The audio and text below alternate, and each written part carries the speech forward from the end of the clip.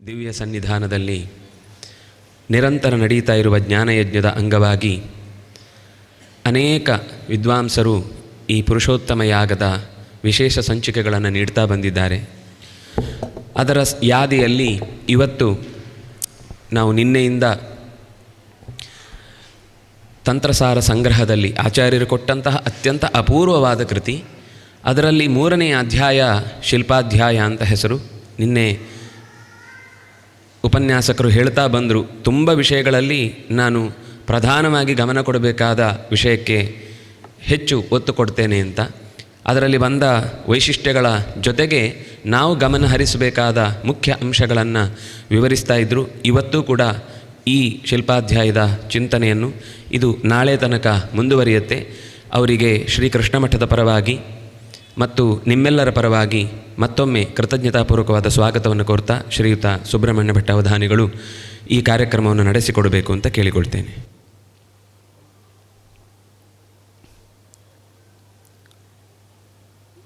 ಓಂ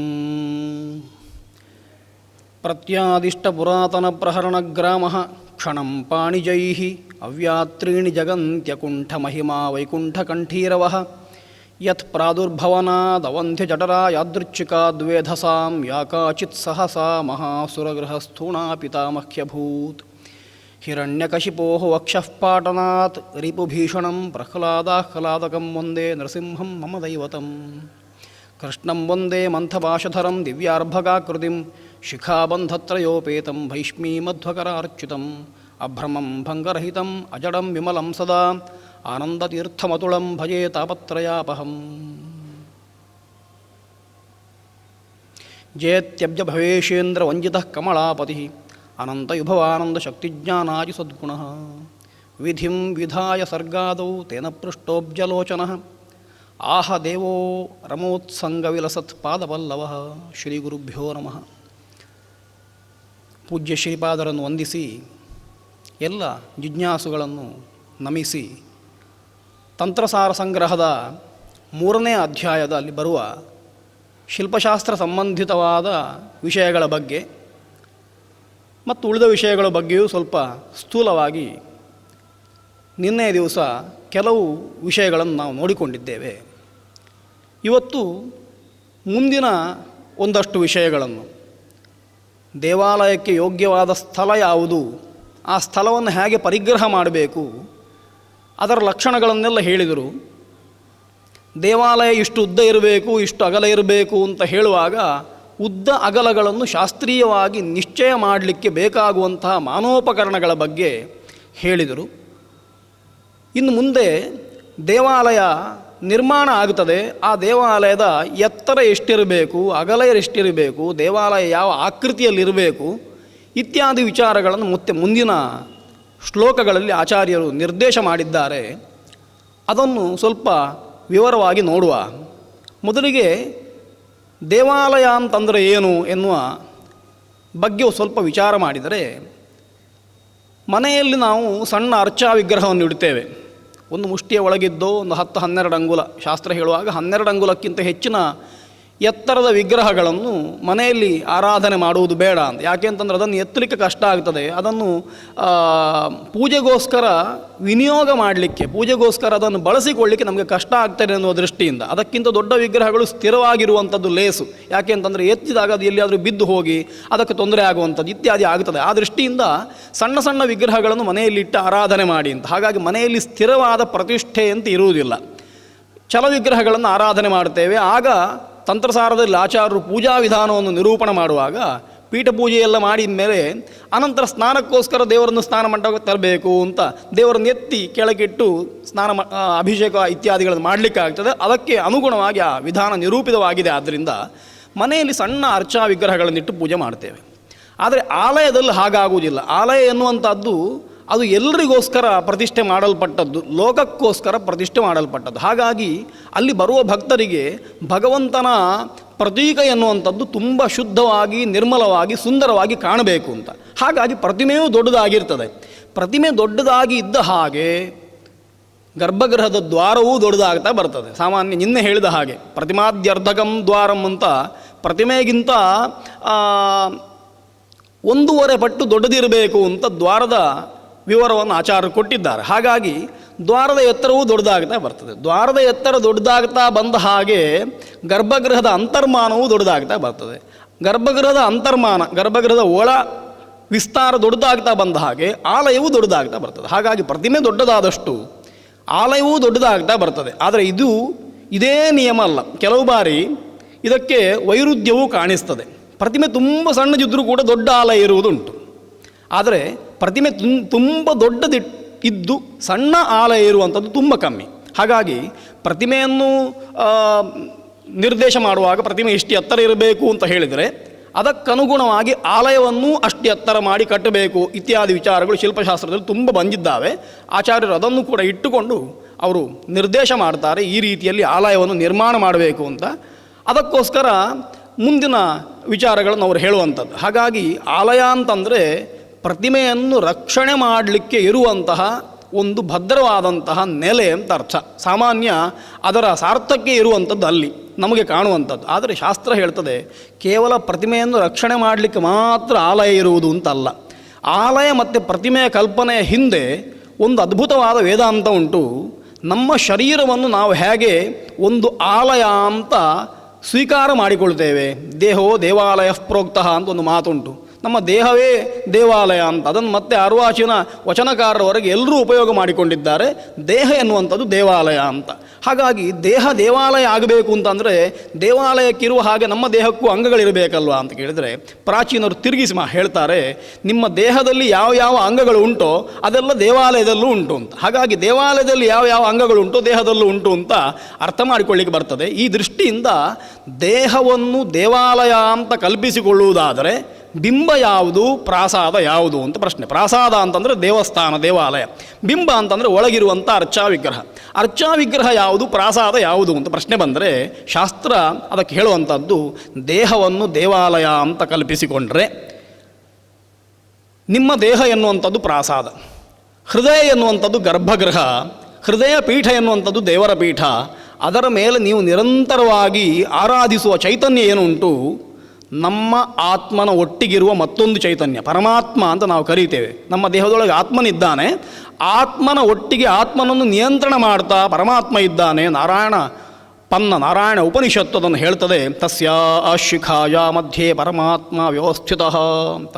ಹೃದಯ ಹೇಗೆ ಉಂಟು ಅಂತ ಕೇಳಿದ್ರೆ ಅದು ಪದ್ಮಕೋಶದ ಹಾಗೆ ಉಂಟು. ಪದ್ಮಕೋಶ ಪ್ರತೀಕಾಶಂ ಹೃದಯಂ ಚಾಪ್ಯಧೋಮುಖಂ ಅಂತ ಹೇಳಿ ಆ ಪದ್ಮಕೋಶ ಪ್ರತೀಕಾಶವಾಗಿರುವ ಹೃದಯದ ಅಧೋಮುಖವಾಗಿರುವಂತಹ ಹೃದಯದ ಒಳಗೆ ಅದನ್ನು ಒಡೆದು ನೋಡಿದರೆ, ಕೇವಲ ಶಸ್ತ್ರಚಿಕಿತ್ಸೆ ಮಾಡಿದರೆ ದೇವರು ಏನು ಕಾಣಲಿಕ್ಕೆ ಸಾಧ್ಯ ಇಲ್ಲ. ಆದರೆ ಅದನ್ನು ನೋಡುವುದು ಹೇಗೆ ಅಂತಂದರೆ ಕಣ್ಣು ಮುಚ್ಚಿದರೆ ಕಾಣ್ತದೆ. ಅದರಲ್ಲಿ ಸಣ್ಣ ಬೆಳಕು ಕಾಣ್ತದೆ ಅಂತ. ನೀವಾರ ಶೋಕವತ್ತನ್ವಿ ಪೀತಾಭಾ ಅಸ್ವತ್ಯಣೂಪಮ. ಹೇಗುಂಟು ಚೈತನ್ಯ ಅಂತ ಕೇಳಿದರೆ ನೀವಾರ ಶೂಕದ ಹಾಗೆ ತುಂಬ ತೆಳುವಾದಂಥದ್ದು, ತನ್ವಿ ತುಂಬ ಸಪೂರವಾದಂಥದ್ದು, ಒಂದು ಸಣ್ಣ ನೂಲಿನ ಹಾಗೆ. ನೀವಾರ ಅಂತಂದರೆ ಭತ್ತಕ್ಕೆ ಒಂದು ಶೂಕ ಅಂತ ಬರ್ತದೆ. ಭತ್ತವನ್ನು ಪಡಿಮಂಚದ ಮೇಲೆ ಬಡಿದರೆ ಆ ಭತ್ತದಲ್ಲಿ ಸಣ್ಣ ಸಣ್ಣ ತೊಟ್ಟುಗಳು ಉಳ್ಕೊಳ್ತವೆ, ಅದಕ್ಕೆ ಶೂಕ ಅಂತ ಕರೀತೇವೆ. ತುಂಬ ಸೂಕ್ಷ್ಮವಾಗಿರುವಂಥದ್ದು. ನಿನ್ನೆ ಹೇಳಿದಂತಹ ವಾಲಾಗ್ರ ಅಂತ ಏನುಂಟು ಅಷ್ಟು ಸೂಕ್ಷ್ಮವಾಗಿರ್ತದೆ. ಅಷ್ಟು ಸೂಕ್ಷ್ಮವಾದ ಒಂದು ಬೆಳಕುಂಟಂತೆ ಹೃದಯದೊಳಗೆ, ಅದು ಭಗವಂತ ಅಂತ. ಅದನ್ನು ಜೀವ ಅಂತ. ಜೀವನೂ ಹಾಗೇ ಇದ್ದಾನೆ, ಜೀವನೊಟ್ಟಿಗೆ ಭಗವಂತನು ಹಾಗೆ ಕಾಣ್ತಾನೆ. ಆದ್ದರಿಂದ ಒಳಗೆ ದೇವರು ಇದ್ದಾನೆ ಅಂತ ಆದ್ದರಿಂದ ನಾವಿದ್ದೇವೆ. ದೇವರಿಲ್ಲ ಅಂತಂದರೆ ನಾವಿಲ್ಲ. ಆ ದೃಷ್ಟಿ ನಮಗೆ ಇರುವುದರಿಂದ ಗರ್ಭಗೃಹ ಎನ್ನುವಂಥದ್ದು ಹೃದಯ ಆದರೆ ಬಿಂಬ ಯಾವುದು ಅಂತ ಕೇಳಿದರೆ ನಾವು ಉಪಾಸನೆ ಮಾಡುವಂತಹ ಆ ದೇವರು ಅದು ಬಿಂಬ ಅಂತ. ಹಾಗಾಗಿ ದೇವರು ಹಾಗಿದ್ದಾನೆ, ಅಂಗುಷ್ಟ ಮಾತ್ರನಾಗಿ ಇದ್ದಾನೆ, ಕಾಣಿಸಿಕೊಳ್ತಾನೆ ಹೃದಯದಲ್ಲಿ, ತುಂಬ ಸೂಕ್ಷ್ಮವಾಗಿಯೂ ಇದ್ದಾನೆ, ಸ್ಥೂಲವಾಗುತ್ತಾ ಹೋಗ್ತಾನೆ, ಇಡೀ ದೇಹವನ್ನು ಅವ ವ್ಯಾಪಿಸಿಕೊಳ್ತಾನೆ ಅಂತ. ಹಾಗಾಗಿ ತತ್ವನ್ಯಾಸ ಮಾತೃಕಾನ್ಯಾಸಗಳನ್ನು ಮಾಡುವಾಗ ಭಗವಂತ ಹೃದಯದಲ್ಲಿ ಸೂಕ್ಷ್ಮ ರೂಪದಲ್ಲಿ ಇದ್ದವನನ್ನು ಇಡೀ ದೇಹದಲ್ಲಿ ವ್ಯಾಪ್ತನಾಗಿದ್ದಾನೆ ಅಂತ ಭಾವಿಸಿಕೊಂಡು ಪೂಜೆ ಮಾಡ್ತೇವೆ. ಈ ದೃಷ್ಟಿಯಿಂದ ದೇಹವನ್ನು ದೇವಾಲಯ ಅಂತ ಕಲ್ಪಿಸಿಕೊಳ್ಳಿಕ್ಕಾಗ್ತದೆ. ಹಾಗಾದರೆ ದೇವಾಲಯದಲ್ಲಿ ಈ ವ್ಯವಸ್ಥೆ ಹೇಗೆ ಅಂತ ಕೇಳಿದರೆ ದೇವಾಲಯದಲ್ಲೂ ಅದೇ ವ್ಯವಸ್ಥೆ. ದೇವಾಲಯವನ್ನು ದೇಹ ಅಂತ ಭಾವಿಸಿ, ಒಳಗಿರುವಂತಹ ಬಿಂಬವನ್ನು ಆತ್ಮ ಅಂತ ಭಾವಿಸಿ, ಅಲ್ಲಿ ಯಾರು ಆತ್ಮ ಅಂತ ಕೇಳಿದರೆ ದೇವರೇ. ಹಾಗಾಗಿ ಪ್ರಾಸಾದ ಎನ್ನುವಂಥದ್ದು, ದೇವಾಲಯ ಎನ್ನುವಂಥದ್ದು ಸ್ಥೂಲರೂಪಿಯಾದ ಭಗವಂತನ ದೇಹವಾಗುತ್ತದೆ. ಅದರ ಒಳಗೆ ಗರ್ಭಗುಡಿಯಲ್ಲಿ ನಿಹಿತವಾದ ಪ್ರತಿಷ್ಠಾಪಿಸಲ್ಪಟ್ಟಂತಹ ಪೀಠದ ಮೇಲೆ ಪ್ರತಿಷ್ಠಾಪಿಸಲ್ಪಟ್ಟಂತಹ ಬಿಂಬ ಏನುಂಟು, ಆ ಬಿಂಬ ಆ ದೇಹದಲ್ಲಿರುವ ಭಗವಂತನ ಆತ್ಮಸ್ವರೂಪ. ಭಗವಂತನಿಗೆ ದೇಹಕ್ಕೂ ಆತ್ಮಕ್ಕೂ ಏನು ವ್ಯತ್ಯಾಸ ಇಲ್ಲ, ಅವ ಒಬ್ಬನೇ. ಹಾಗಾಗಿ ಒಂದು ಸ್ಥೂಲ ರೂಪ ಮತ್ತೊಂದು ಸೂಕ್ಷ್ಮ ರೂಪ ಅಂತ ಇಟ್ಟುಕೊಂಡ್ರೆ, ಪ್ರಾಸಾದ ಎನ್ನುವಂಥದ್ದು ಭಗವಂತನ ಸ್ಥೂಲವಾದಂತಹ ರೂಪ, ಪ್ರಾಸಾದದ ಒಳಗಿರುವಂಥ ಬಿಂಬ ಎನ್ನುವಂಥದ್ದು ಭಗವಂತನ ಸೂಕ್ಷ್ಮ ರೂಪ ಅಂತ. ನಮ್ಮ ದೇಹದಲ್ಲಿ ಹೇಗೆ ದೇಹವೂ ಬೇರೆ, ಆ ಒಳಗಿರುವಂತಹ ಪರಮಾತ್ಮ ಬೇರೆ ಬೇರೆಯಾಗಿ ಕಾಣಿಸಿಕೊಳ್ತಾನೋ, ಅಲ್ಲಿಯೂ ಕೂಡ ಅದೇ ರೀತಿಯಾಗಿ ಕಾಣಿಸಿಕೊಳ್ತಾನೆ ಎನ್ನುವ ದೃಷ್ಟಿಯಿಂದ ದೇವರ ಹಾಗೆ ಪ್ರಾಸಾದವನ್ನು ನೋಡಬೇಕು ಅಂತ. ಹಾಗಾಗಿ ನಮ್ಮಲ್ಲಿ ಶುದ್ಧಿ ಅನ್ನುವಂಥದ್ದು ಎರಡಕ್ಕೂ ಉಂಟು. ಪ್ರಾಸಾದಕ್ಕೂ ಒಂದು ಶುದ್ಧಿ, ಬಿಂಬಕ್ಕೂ ಒಂದು ಶುದ್ಧಿ. ಅದು ಯಾಕೆ ಅಂತಂದರೆ ಎರಡೂ ಕೂಡ ಒಂದೇ ಭಗವಂತನ ಸ್ಥೂಲ ಸೂಕ್ಷ್ಮವಾದ ರೂಪಗಳಾದ್ದರಿಂದ ಎರಡನ್ನೂ ಆರಾಧಿಸಬೇಕು ಅಂತ. ಹಾಗಾಗಿ ಪ್ರಾಸಾದ ದೇವರ ಸ್ಥೂಲ ರೂಪ ಅಂತ ಭಾವಿಸಿಕೊಂಡ್ರೆ ಪೂಜೆ ಮಾಡುವವರಿಗೆ ಪ್ರಾಸಾದದ ಮೆಟ್ಲನ್ನು ಹತ್ತಲಿಕ್ಕಾಗುವುದಿಲ್ಲ, ಏನೋ ಒಂದು ಸ್ವಲ್ಪ ತೊಡಗಾಗ್ತದೆ. ದೇವರು ಅಂತ ನಾನು ಮೆಟ್ಟುವುದೇ ಹಾಗೆ ಅಂತ. ನಮ್ಮಲ್ಲೊಂದು ಆ ಸಂಸ್ಕೃತಿಯನ್ನು ಹಿರಿಯರು ನಮಗೆ ತೋರಿಸಿಕೊಟ್ಟಿದ್ದಾರೆ. ಭೂಮಿಯನ್ನು ತಾಯಿ ತಾಯಿ ದೇವರು ದೇವರು ಅಂತ ಹೇಳುವುದಾದರೆ ನಾವು ಭೂಮಿಯನ್ನು ಮೆಟ್ಟುತ್ತೇವಲ್ವ ಬೆಳಿಗ್ಗೆ ಚಾಪೆಯಿಂದ ಎದ್ದು ಕೂಡಲೇ ಅಂತ ಕೇಳುವಾಗ ಮೆಟ್ಟದೇ ವಿಧಿ ಇಲ್ಲ, ಏನು ಕೆಲಸ ಮಾಡಲಿಕ್ಕೆ ಆಗೋದಿಲ್ಲ. ಮೆಟ್ಟು ಹಾಕಿಕೊಂಡು ಮೆಟ್ಟಿದರೆ ಇನ್ನೂ ದೋಷ ಆಯಿತು, ಮೆಟ್ಟು ಹಾಕದೇ ಮೆಟ್ಟಿದರೆ ಮೆಟ್ಟಿದ ಹಾಗೆ ಆಯಿತು. ಹಾಗಾದರೆ ಮೆಟ್ಟದೇ ಹೇಗೆ ಮಾಡಬೇಕು, ಆಕಾಶದಲ್ಲಿ ಗಮನ ಮಾಡಲಿಕ್ಕೆ ನಮ್ಮ ಹತ್ರ ಆಗೋದಿಲ್ಲ. ಅದಕ್ಕೊಂದು ಪರಿಹಾರ ಮಾಡಿಕೊಂಡ್ರು, ದೇವರೇ ನನ್ನ ಹತ್ರ ಏನು ಮಾಡಲಿಕ್ಕಾಗೋದಿಲ್ಲ, ಅಸಹಾಯಕ, ನಿನ್ನನ್ನು ಮೆಟ್ಟದೆ ನನಗೆ ನಿರ್ವಾಹ ಇಲ್ಲ. ಅದಕ್ಕೋಸ್ಕರ ಏನು ಮಾಡೋದು ಕೇಳಿದರೆ ಸಮುದ್ರವಸನೆ ದೇವಿ ಪರ್ವತಸ್ಥಾನ ಮಂಡಿತೆ ಅಂತ ಪ್ರಾರ್ಥನೆ ಮಾಡಿ ಪಾದಸ್ಪರ್ಶಂ ಕ್ಷಮಸ್ವಮೇ, ನನ್ನ ಪಾದಸ್ಪರ್ಶವನ್ನು ಮನ್ನಿಸಬೇಕು, ನಿನ್ನನ್ನು ಮೆಟ್ಟದೆ ನನಗೆ ಕೃಷಿ ಇತ್ಯಾದಿ ಕೆಲಸಗಳನ್ನು ಮಾಡಲಿಕ್ಕೆ ಆಗೋದಿಲ್ಲ ಅಂತ ಎನ್ನುವ ದೃಷ್ಟಿಯಿಂದ ಭೂಮಿಯ ಹತ್ರ ಪ್ರಾರ್ಥನೆ ಮಾಡ್ತಾರೆ. ಇಷ್ಟು ಒಳ್ಳೆಯ ಸಂಸ್ಕೃತಿಯನ್ನು ನಮಗೆ ಪೂರ್ವಜರು ಕಲಿಸಿಕೊಟ್ಟಿದ್ದಾರೆ. ಅದನ್ನು ಹೇಳಿದರೆ ಮತ್ತು ಯಾರಿಗೂ ಬೈಬೇಕು ಹೊಡಿಬೇಕು ಅಂತ ಮನಸ್ಸಾಗೋದಿಲ್ಲ. ಈ ದೃಷ್ಟಿಯಲ್ಲಿ ಭೂಮಿಯ ಹತ್ರ ನಾವು ಪ್ರಾರ್ಥನೆ ಮಾಡಿದ ಹಾಗೆ ದೇವಾಲಯದಲ್ಲಿ ನಿತ್ಯಾರ್ಚನೆ ಮಾಡುವ ಅರ್ಚಕ ಈ ರೀತಿಯ ಭಾವನೆಯನ್ನು ಇಟ್ಟುಕೊಳ್ಬೇಕು. ನಾನು ದೇವರ ಕೆಲಸವನ್ನು ಮಾಡಲಿಕ್ಕೋಸ್ಕರ ಮಾತ್ರ ಇರುವಂಥದ್ದಾದ್ದರಿಂದ ನನಗೆ ಬೇರೆ ಯಾವುದೇ ರಾಗದ್ವೇಷಗಳಿಲ್ಲ. ನನ್ನ ಸ್ವಾರ್ಥಕ್ಕೋಸ್ಕರ ಪ್ರಾಸಾದವನ್ನು ಮೆಟ್ಟುವುದು ಅದನ್ನು ಹತ್ತುವುದು ಮಾಡ್ತಾ ಇಲ್ಲ. ಅದೂ ದೇವರೇ ಅಂತ ನನಗೆ ಒಳಗಿಂದ ಜ್ಞಾನ ಉಂಟು, ಅದು ದೃಢವಾಗಿಯೂ ಉಂಟು. ಆದರೆ ಪ್ರತೀಕದಲ್ಲಿ ಮಾಡುವ ಉಪಾಸನೆಗೋಸ್ಕರವಾಗಿ ಪ್ರಾಸಾದವನ್ನು ಉಪಯೋಗಿಸಿಕೊಳ್ತೇನೆ, ಅದನ್ನು ಕೇವಲ ಉಪಕರಣ ಅಂತ ಭಾವಿಸ್ತೇನೆ ಹೊರತು ಅದು ದೇವರು ಅಲ್ಲ ಅಂತ ಭಾವಿಸುವುದಿಲ್ಲ ಅಂತ ಎಣಿಸಿಕೊಂಡು ಪ್ರಾಸಾದವನ್ನು ಹತ್ತಿದರೆ ಯಾವ ಸಮಸ್ಯೆ ಇಲ್ಲ ಅಂತ. ಅಂದರೆ ಈ ಎಚ್ಚರ ಪೂಜೆ ಮಾಡುವವರಲ್ಲಿ ಇರಬೇಕು ಎನ್ನುವಂಥದ್ದು ತಂತ್ರಶಾಸ್ತ್ರಕಾರರ ಅಥವಾ ಪ್ರಾಚೀನ ಋಷಿ ಮುನಿಗಳ ಅಭಿಪ್ರಾಯವಾಗಿರ್ತದೆ. ಈ ಎಚ್ಚರವನ್ನು ಇಟ್ಟುಕೊಂಡು ಅವ ಒಳಗೆ ಹೋಗಬೇಕು ಅಂತ. ಅದು ಆ ಎಚ್ಚರ ಎಲ್ಲಿವರೆಗೆ ಇರ್ತದೆ? ಆ ಎಚ್ಚರ ಇಲ್ಲದಿದ್ದರೆ ಪ್ರಸಾದವನ್ನು ಹತ್ತಿದರೆ ದೇವರನ್ನು ಮೆಟ್ಟಿದ ಹಾಗೆ ಆಗುವುದಿಲ್ಲವೋ ಅಂತ ಕೇಳಿದರೆ ಅದು ಆಗ್ತದೆ. ಅದಕ್ಕೊಂದು ಪರಿಹಾರವನ್ನು ತಂತ್ರಶಾಸ್ತ್ರವೇ ನಿರೂಪಣೆ ಮಾಡಿದೆ. ಅದನ್ನು ಯೋಗದೀಪಿಕಾದಲ್ಲಿ ನಾರಾಯಣ ಪಂಡಿತಾಚಾರ್ಯರು ತುಂಬ ಸುಂದರವಾಗಿ ನಿರೂಪಣೆ ಮಾಡಿದ್ದಾರೆ. ಆತ್ಮಾರಾಧನಾ ಅಂತ ಅದಕ್ಕೆ ಹೆಸರು. ಆತ್ಮ ಅಂದರೆ ಭಗವಂತ ಅಂತ ಅರ್ಥ. ಹಾಗಾದರೆ ಆತ್ಮಾರಾಧನೆ ಅಂತಂದರೆ ಏನು ಅಂತಂದರೆ ದೇಹದ ಒಳಗಿರುವ ಭಗವಂತನನ್ನು ಮೊದಲು ಆರಾಧಿಸಿಕೊಂಡು ಅದೇ ಭಗವಂತನನ್ನು ಮತ್ತೆ ಮುಂದಿರುವ ಪ್ರತಿಮೆಯಲ್ಲಿ ಆವಾಹನೆ ಮಾಡುವಂಥದ್ದು ಅಂತ ಅರ್ಥ. ದೇವರು ಬರಬೇಕು ಅಂತ ನಾವು ಆವಾಹನೆ ಮಾಡ್ತೇವೆ. ಕೈಯಲ್ಲಿ ಜಲಗಂಧ ಪುಷ್ಪಗಳನ್ನು ಇಟ್ಟುಕೊಂಡು ತುಳಸಿಯನ್ನು ಹಿಡ್ಕೊಂಡು ಆವಾಹನೆ ಮಾಡ್ತೇವೆ. ಆವಾಹನೆ ಮಾಡುವಾಗ ದೇವರು ಎಲ್ಲಿಂದ ಬರಬೇಕು ಅಂತ ಕೇಳಿದರೆ ದೇವರು ಸೂರ್ಯಮಂಡಲದಿಂದ ಬರಬೇಕು. ನನಗೋಸ್ಕರ ಪೂಜೆ ಮಾಡ್ತಾ ಇದ್ದೇನೆ ಅಂತಂದರೆ ಹೃತ್ಕಮಲದಿಂದ ಬರಬೇಕು ಅಂತ ಆಚಾರ್ಯರು ಹೇಳ್ತಾರೆ. ಪರೋದ್ದೇಶದಿಂದ ಪೂಜೆ ಮಾಡುವುದಾದರೆ ಸೂರ್ಯಮಂಡಲದಿಂದ ಆವಾಹಿಸಿ, ಸ್ವೋದ್ದೇಶದಿಂದ ಪೂಜೆ ಮಾಡ್ತೀರಿ ಅಂತಂದರೆ ಹೃತ್ಕಮಲದಿಂದ ಭಗವಂತನನ್ನು ಆವಾಹಿಸಿ ಅಂತ. ಹೃತ್ಕಮಲದಲ್ಲಿ ದೇವರನ್ನು ಆವಾಹಿಸಬೇಕಾದರೆ ಮೊದಲು ಹೃತ್ಕಮಲದಲ್ಲಿ ದೇವರು ಇದ್ದಾನೆ ಅನ್ನೋ ಭಾವನೆ ಬೇಕು. ಅದಕ್ಕೋಸ್ಕರ ಮೂಲ ಮಂತ್ರವನ್ನು ಕಣ್ಣು ಮುಚ್ಚಿ ಜಪ ಮಾಡಲಿಕ್ಕುಂಟು. ಹೀಗೆ ಜಪ ಮಾಡಿದ ಮೇಲೆ ಆ ದೇವರಿಗೆ ಕಿಂಚಿತ್ ಉಪಹಾರಗಳನ್ನು ಸಮರ್ಪಣೆ ಮಾಡಬೇಕು. ಅದು ಮಾನಸವಾದರೂ ಸರಿಯೇ, ದ್ರವ್ಯದಿಂದಲೇ ಆಗಬೇಕು ಅಂತ ನಿಯಮ ಇಲ್ಲ. ಮಾನಸವಾದರೂ ಆ ಉಪಚಾರಗಳನ್ನು ಸಮರ್ಪಿಸಬಹುದು. ಹಾಗಾಗಿ ಆ ಕೆಲಸ ಪೂಜೆಗೆ ಪೂರ್ವಭಾವಿಯಾಗಿ ನಡೆಯುವಂಥದ್ದು. ಅದಕ್ಕೆ ಆತ್ಮಾರಾಧನಾ ಅಂತ ಕರೆದಿದ್ದಾರೆ. ಈ ಆತ್ಮಾರಾಧನೆಯನ್ನು ಮಾಡಿಕೊಂಡ್ರೆ ಭಗವಂತನ ದೇಹದ ಒಳಗಿರುವಂತಹ ಭಗವಂತನನ್ನು ಚೆನ್ನಾಗಿ ಧ್ಯಾನಿಸಿ ಅವನನ್ನು ಅರ್ಚಿಸಿದರೆ ಮತ್ತೆ ದೇಹದಲ್ಲಿ ನಾನು ಎನ್ನುವ ಅಹಂಕಾರ ಹೊರಟು ಹೋಗ್ತದೆ. ನನ್ನ ದೇಹದಲ್ಲಿ ದೇವರಿದ್ದಾನೆ, ಹಾಗಾಗಿ ನಾನು ಪ್ರಾಸಾದವನ್ನು ಮೆಟ್ಟುವುದಲ್ಲ ಅಥವಾ ಆ ಕೆಲಸ ಮಾಡುವುದಲ್ಲ. ನರತೆ ತ್ವತ್ಕ್ರಿಯತೆ ಕಿಂಚನ ಆರೇ ಎನ್ನುವ ವೇದ ಮಂತ್ರವನ್ನು ನೆನಪಿಟ್ಟುಕೊಂಡು ದೇವರೇ ದೇವರ ಪೂಜೆಯನ್ನು ಮಾಡಿಸ್ತಾ ಇದ್ದಾನೆ ಅಂತ. ಅದನ್ನು ಪೂಜೆಯ ಆರಂಭದಲ್ಲಿ ನಾವು ಯಾಂತ್ರಿಕವಾಗಿ ಹೇಳ್ತೇವೆ. ಆರಾಧ್ಯಸೆ ಪ್ರಾಣಭೃತಾಂ ಪ್ರಣೇತ್ರ ಪ್ರಾಣಾಧಿನಾಥೇನ ಸಮೀರಣೇನ ನಾರಾಯಣ ಜ್ಞಾನ ಸುಖೈಕಪೂರ್ಣ ಸ್ವಾಮಿನ್ ಮಮ ಶ್ರೀರಮಣ ಪ್ರಸೀದ ಅಂತ ಪ್ರಾರ್ಥನೆ ಮಾಡಿಕೊಳ್ತೇವೆ. ದೇವರೇ ನೀನೇ ಆರಾಧನೆ ಮಾಡಿಸಿಕೊಳ್ತಾ ಇದ್ದಿ ನನ್ನಿಂದ, ನನ್ನ ಒಳಗೂ ನೀನೇ ಇದ್ದು ಪ್ರತೀಕದಲ್ಲಿಯೂ ನೀನೇ ಇದ್ದು ಆರಾಧನೆ ಮಾಡಿಸಿಕೊಳ್ತಾ ಇದ್ದಿ. ನಾನು ಏನು ಅಂತಂದರೆ ಒಂದು ಜಡ ಉಪಕರಣ ಅಷ್ಟೇ, ಬೇರೆ ಏನೂ ಅಲ್ಲ. ಒಂದು ಸಾರಿಗೆ ಹಾಕಿದ ಸೌಟು, ಅದು ಸ್ವಯಂ ಅದೇ ಇನ್ನೊಂದು ಎಲೆಗೆ ಹೋಗಿ ಬಡಿಸಿಕೊಳ್ಳುವುದಿಲ್ಲ, ನಾವು ಅದನ್ನು ಹಿಡ್ಕೊಂಡು ಬಡಿಸ್ತೇವೆ. ಸೌಟಿಗೆ ಏನು ಕೆಲಸ ಅಂತಂದರೆ ಅದಕ್ಕೆ ಸಹಾಯ ಮಾಡುವಂಥದ್ದು ಮಾತ್ರ. ಹಾಗೆ ಮಾಮೂಲು ಒಂದು ಉಪಕರಣ ಹೇಗೆ ಸಹಾಯ ಮಾಡ್ತದೋ ನನ್ನನ್ನು ಪೂಜೆಯ ಉಪಕರಣ ಅಂತ ತಿಳ್ಕೋ. ಜಲಗಂಧ ಪುಷ್ಪಗಳು ಅವುಗಳು ಜಡಗಳು, ನಾನು ಚೇತನ, ಅಷ್ಟು ಮಾತ್ರ ವ್ಯತ್ಯಾಸ ಅಂತ ಈ ಭಾವನೆ ಮನಸ್ಸಿನ ಒಳಗೆ ಬಂದರೆ ಪೂಜೆ ಅನ್ನುವಂಥದ್ದು ಅದು ಯಾವುದೇ ತೊಂದರೆ ತೊಡಕಿಲ್ಲದೆ ನಿರಾತಂಕವಾಗಿ ಸಾಗುತ್ತದೆ ಎನ್ನುವ ದೃಷ್ಟಿಯಿಂದ ಅರ್ಚಕ ಇದನ್ನು ನೆನಪಿಟ್ಟುಕೊಳ್ಳಬೇಕು ಅಂತ ಶಾಸ್ತ್ರ ಹೇಳ್ತದೆ. ಆ ಎಚ್ಚರ ಇದ್ದರೆ ಪ್ರಾಸಾದ ಎನ್ನುವಂಥದ್ದು ಭಗವಂತನ ಸ್ಥೂಲವಾದ ರೂಪ ಎನ್ನುವಂಥದ್ದು ಮತ್ತಷ್ಟು ದೃಢವಾಗ್ತದೆ ಅಂತ ಆ ದೃಷ್ಟಿಯಿಂದ ಪ್ರಾಸಾದವನ್ನು ಕಲ್ಪಿಸಿಕೊಳ್ಳಬೇಕು. ಆ ಪ್ರಾಸಾದ ದೇವರ ಸ್ಥೂಲ ಶರೀರವಾಗುತ್ತದೆ. ಹಾಗಾಗಿ ಒಳಗಿರುವ ಬಿಂಬವನ್ನು ಎಷ್ಟು ಅಲಂಕಾರ ಮಾಡ್ತೇವೋ, ಒಳಗಿರುವ ಬಿಂಬ ಎಷ್ಟು ಚೆನ್ನಾಗಿ ಕಾಣಬೇಕು ಅಂತ ಬಯಸ್ತೇವೋ, ದೀಪಾದಿಗಳನ್ನು ಅದಕ್ಕೆ ಹಚ್ಚಿ ಅದರ ಬದಿಯಲ್ಲಿ ಹಚ್ಚಿ ಅದನ್ನು ಹೇಗೆ ಉಜ್ವಲಗೊಳಿಸ್ತೇವೋ, ಆಭರಣಾದಿಗಳನ್ನು ಅದಕ್ಕೆ ಹೇಗೆ ಹಾಕ್ತೇವೋ, ಅದೇ ರೀತಿ ಹೊರಗಿರುವ ಪ್ರಾಸಾದವನ್ನು ಕೂಡ ಸಿಂಗರಿಸಬೇಕು. ನಾವು ಚಂದ ಕಾಣಬೇಕು ಅಂತಂದರೆ ನಾವು ಒಳ್ಳೆಯ ಬಟ್ಟೆಯನ್ನು ಧಾರಣೆ ಮಾಡಿಕೊಂಡ ಹಾಗೆ, ಪ್ರಾಸಾದ ಚಂದ ಕಾಣಬೇಕು ಅಂತಂದರೆ ಪ್ರಾಸಾದದ ಅವಯವಗಳನ್ನು ಮತ್ತಷ್ಟು ಚೆನ್ನಾಗಿ ಅವುಗಳನ್ನು ಸಂಸ್ಕರಿಸಬೇಕು, ಅವುಗಳನ್ನು ತಯಾರಿಸಿಕೊಳ್ಳಬೇಕು. ಈ ದೃಷ್ಟಿಯಿಂದ ಪ್ರಾಸಾದದ ನಿರ್ಮಾಣವೂ ಕೂಡ ಪ್ರತಿಮಾ ನಿರ್ಮಾಣದಷ್ಟೇ ಮಹತ್ವವನ್ನು ಪಡೆದುಕೊಂಡಿದೆ. ಆದ್ದರಿಂದ ಪ್ರಾಸಾದದ ನಿರ್ಮಾಣವೂ ಕೂಡ ಒಂದು ಯಜ್ಞ ಆಗುತ್ತದೆ. ಆ ಪ್ರಾಸಾದವನ್ನು ಸರಿಯಾಗಿ ಪೂಜೆಗೆ ಉಪಯೋಗ ಮಾಡಿಕೊಳ್ಳುವಂಥದ್ದು ಒಂದು ಪೂಜೆಯ ಅಂಗವಾಗುತ್ತದೆ ಎನ್ನುವ ದೃಷ್ಟಿಯಿಂದ ಪ್ರಾಸಾದಕ್ಕೆ ಮಹತ್ವ ಉಂಟು. ಹಾಗಾಗಿ ಅಂತಹ ಪ್ರಾಸಾದವನ್ನು ಹೇಗೆ ಮಾಡಬೇಕು ಎನ್ನುವಂಥದ್ದನ್ನು ಆಚಾರ್ಯರು ಹೇಳಿದ್ದು. ಇಲ್ಲದಿದ್ದರೆ ಪ್ರಾಸಾದವನ್ನು ಹೇಗೆ ಮಾಡಬೇಕು ಅನ್ನೋ ಹೇಳುವ ಅವಶ್ಯಕತೆ ಇರೋದಿಲ್ಲ. ಯಾಕೆ ಅಂತಂದರೆ ದೇವರನ್ನು ಆರಾಧನೆ ಮಾಡಬೇಕು, ಎಲ್ಲಿಯಾದರೂ ಒಂದು ಕಡೆ ಇಟ್ಟು ಆರಾಧನೆ ಮಾಡಿ, ಮರದ ಬುಡದಲ್ಲೂ ಆಗ್ತದೆ, ಕೆರೆಕಟ್ಟೆಯಲ್ಲೂ ಆಗ್ತದೆ, ಒಂದು ಕೋಣೆಯಲ್ಲೂ ಆಗ್ತದೆ ಅಂತ. ಹಾಗಾಗುವುದಿಲ್ಲ ಅಂತ ಹೇಳ್ತಾರೆ. ಹಾಗೆ ಆರಾಧನೆ ಮಾಡಲಿಕ್ಕಿಲ್ಲ. ಅದಕ್ಕೆ ಯೋಗ್ಯವಾದಂತಹ ಸ್ಥಳವನ್ನು ಶೋಧಿಸಿ ಆ ಸ್ಥಳದಲ್ಲಿ ಪ್ರಾಸಾದವನ್ನು ನಿರ್ಮಾಣ ಮಾಡಿ ಅದರಲ್ಲಿ ದೇವರನ್ನು ಆರಾಧನೆ ಮಾಡಬೇಕು ಅಂತ ಹೀಗೆ ತುಂಬ ಸೂಕ್ಷ್ಮವಾದ ವಿಚಾರಗಳನ್ನು ಅವರು ಹೇಳಿದ್ರಿಂದ ಆ ಪ್ರಾಸಾದಗಳು ಹೇಗಿರಬೇಕು, ಹಾಗಾದರೆ ಮೂಲಬಿಂಬಕ್ಕೂ ಪ್ರಾಸಾದಕ್ಕೂ ಏನು ಸಂಬಂಧ ಇತ್ಯಾದಿ ವಿಚಾರಗಳನ್ನು ಮುಂದೆ ಹೇಳ್ತಾ ಬರ್ತಾರೆ. ದ್ವಾರ ಎಷ್ಟು ಎತ್ತರ ಇರಬೇಕು ಅಂತ ಹೇಳಿದ ನಂತರ ಆಚಾರ್ಯರು ಹೇಳುವಂಥದ್ದು ಪ್ರತಿಮಾರ್ಧ ಪ್ರಮಾಣೇನ ಪೀಠಸ್ಯ ಉಚ್ಚತ್ವಮಿಷ್ಯತೆ.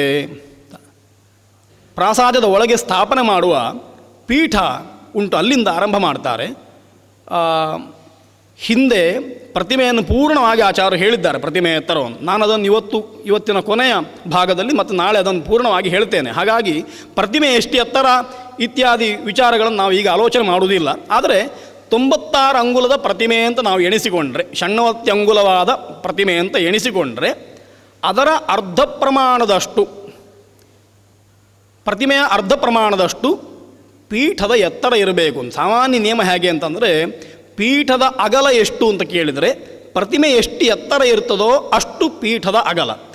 ಪೀಠದ ಅಗಲ ಎಷ್ಟುಂಟೋ ಅದರ ಅರ್ಧ ಪೀಠದ ಎತ್ತರ. ಇದು ಸಾಮಾನ್ಯ ನಿಯಮ. ಅದನ್ನು ಆಚಾರ್ಯ ಹೇಳ್ತಾರೆ ಪ್ರತಿಮಾರ್ಧ ಪ್ರಮಾಣೇನ ಅಂತ. ಅದು ಎರಡೂ ಒಂದೇ.